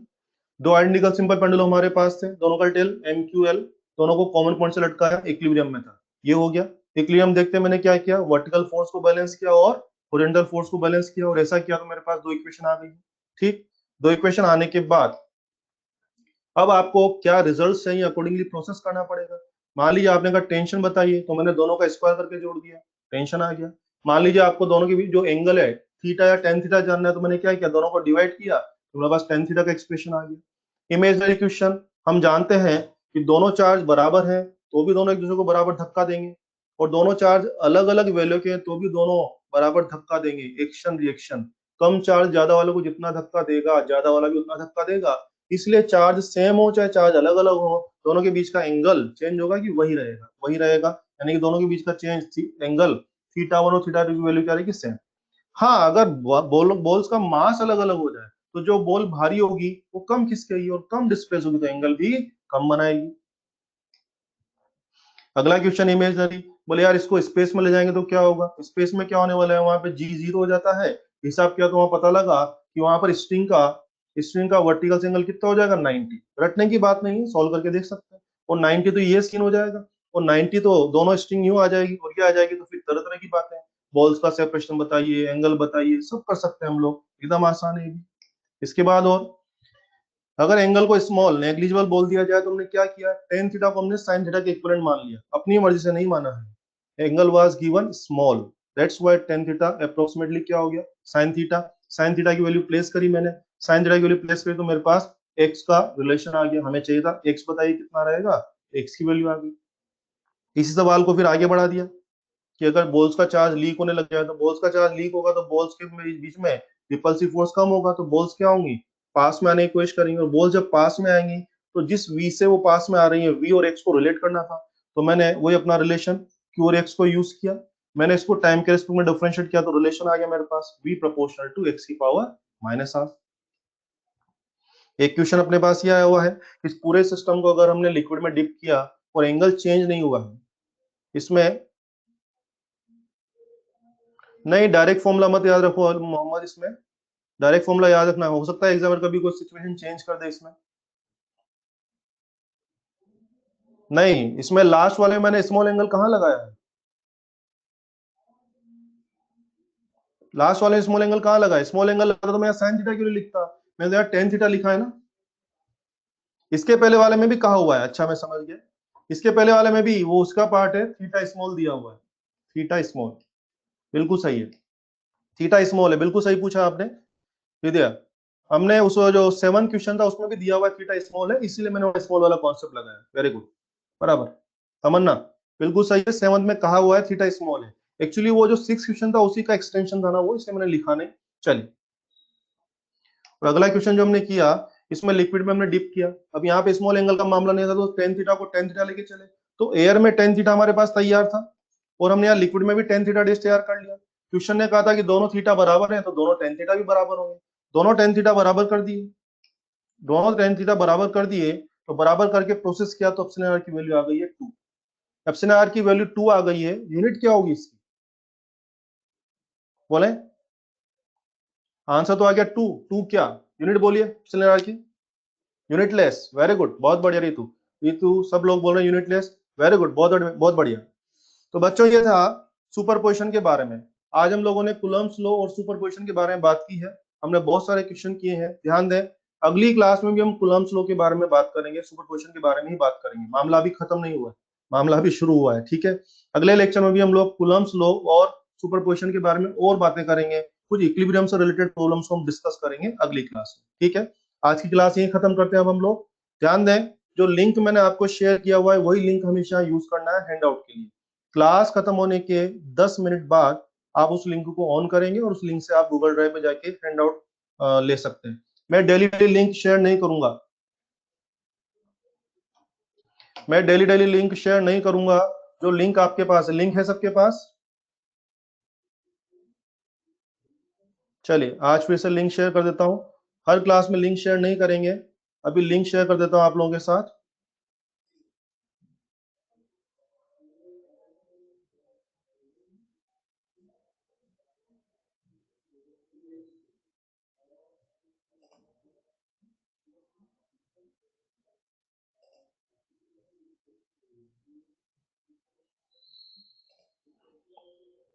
बच्चों मैंने अभी अभी लिंक शेयर कर दिया है। अब इस लिंक को आप स्वयं संभाल के रखें। रोज रोज हम लिंक शेयर करने में टाइम खराब नहीं करेंगे, इस लिंक को संभाल के रखें। और इसी लिंक को आपको डेली यूज करना है हैंडआउट के लिए। क्लास खत्म होने के 10 मिनट बाद इस लिंक को यूज करके आप हैंडआउट ले सकते हैं।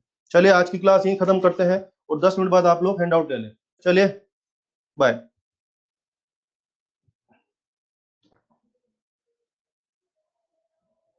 थैंक यू, खुश रहे और आराम से क्वेश्चन प्रैक्टिस करें। और डोंट वरी, सबको सब कुछ समझ में आ जाएगा, मेरी जिम्मेदारी है। सबको सब कुछ समझ में आ जाएगा, क्लास में सिर्फ सुनते रहे, ठीक है। बीच बीच में आपके दिमाग में जो भी क्रॉस क्वेश्चन आते हैं, डोंट वरी, वो भी मैं खुद अपनी तरफ से बता दूंगा। किसी को परेशानी होना, आराम से पढ़ते रहे, खुश रहे। Thank you,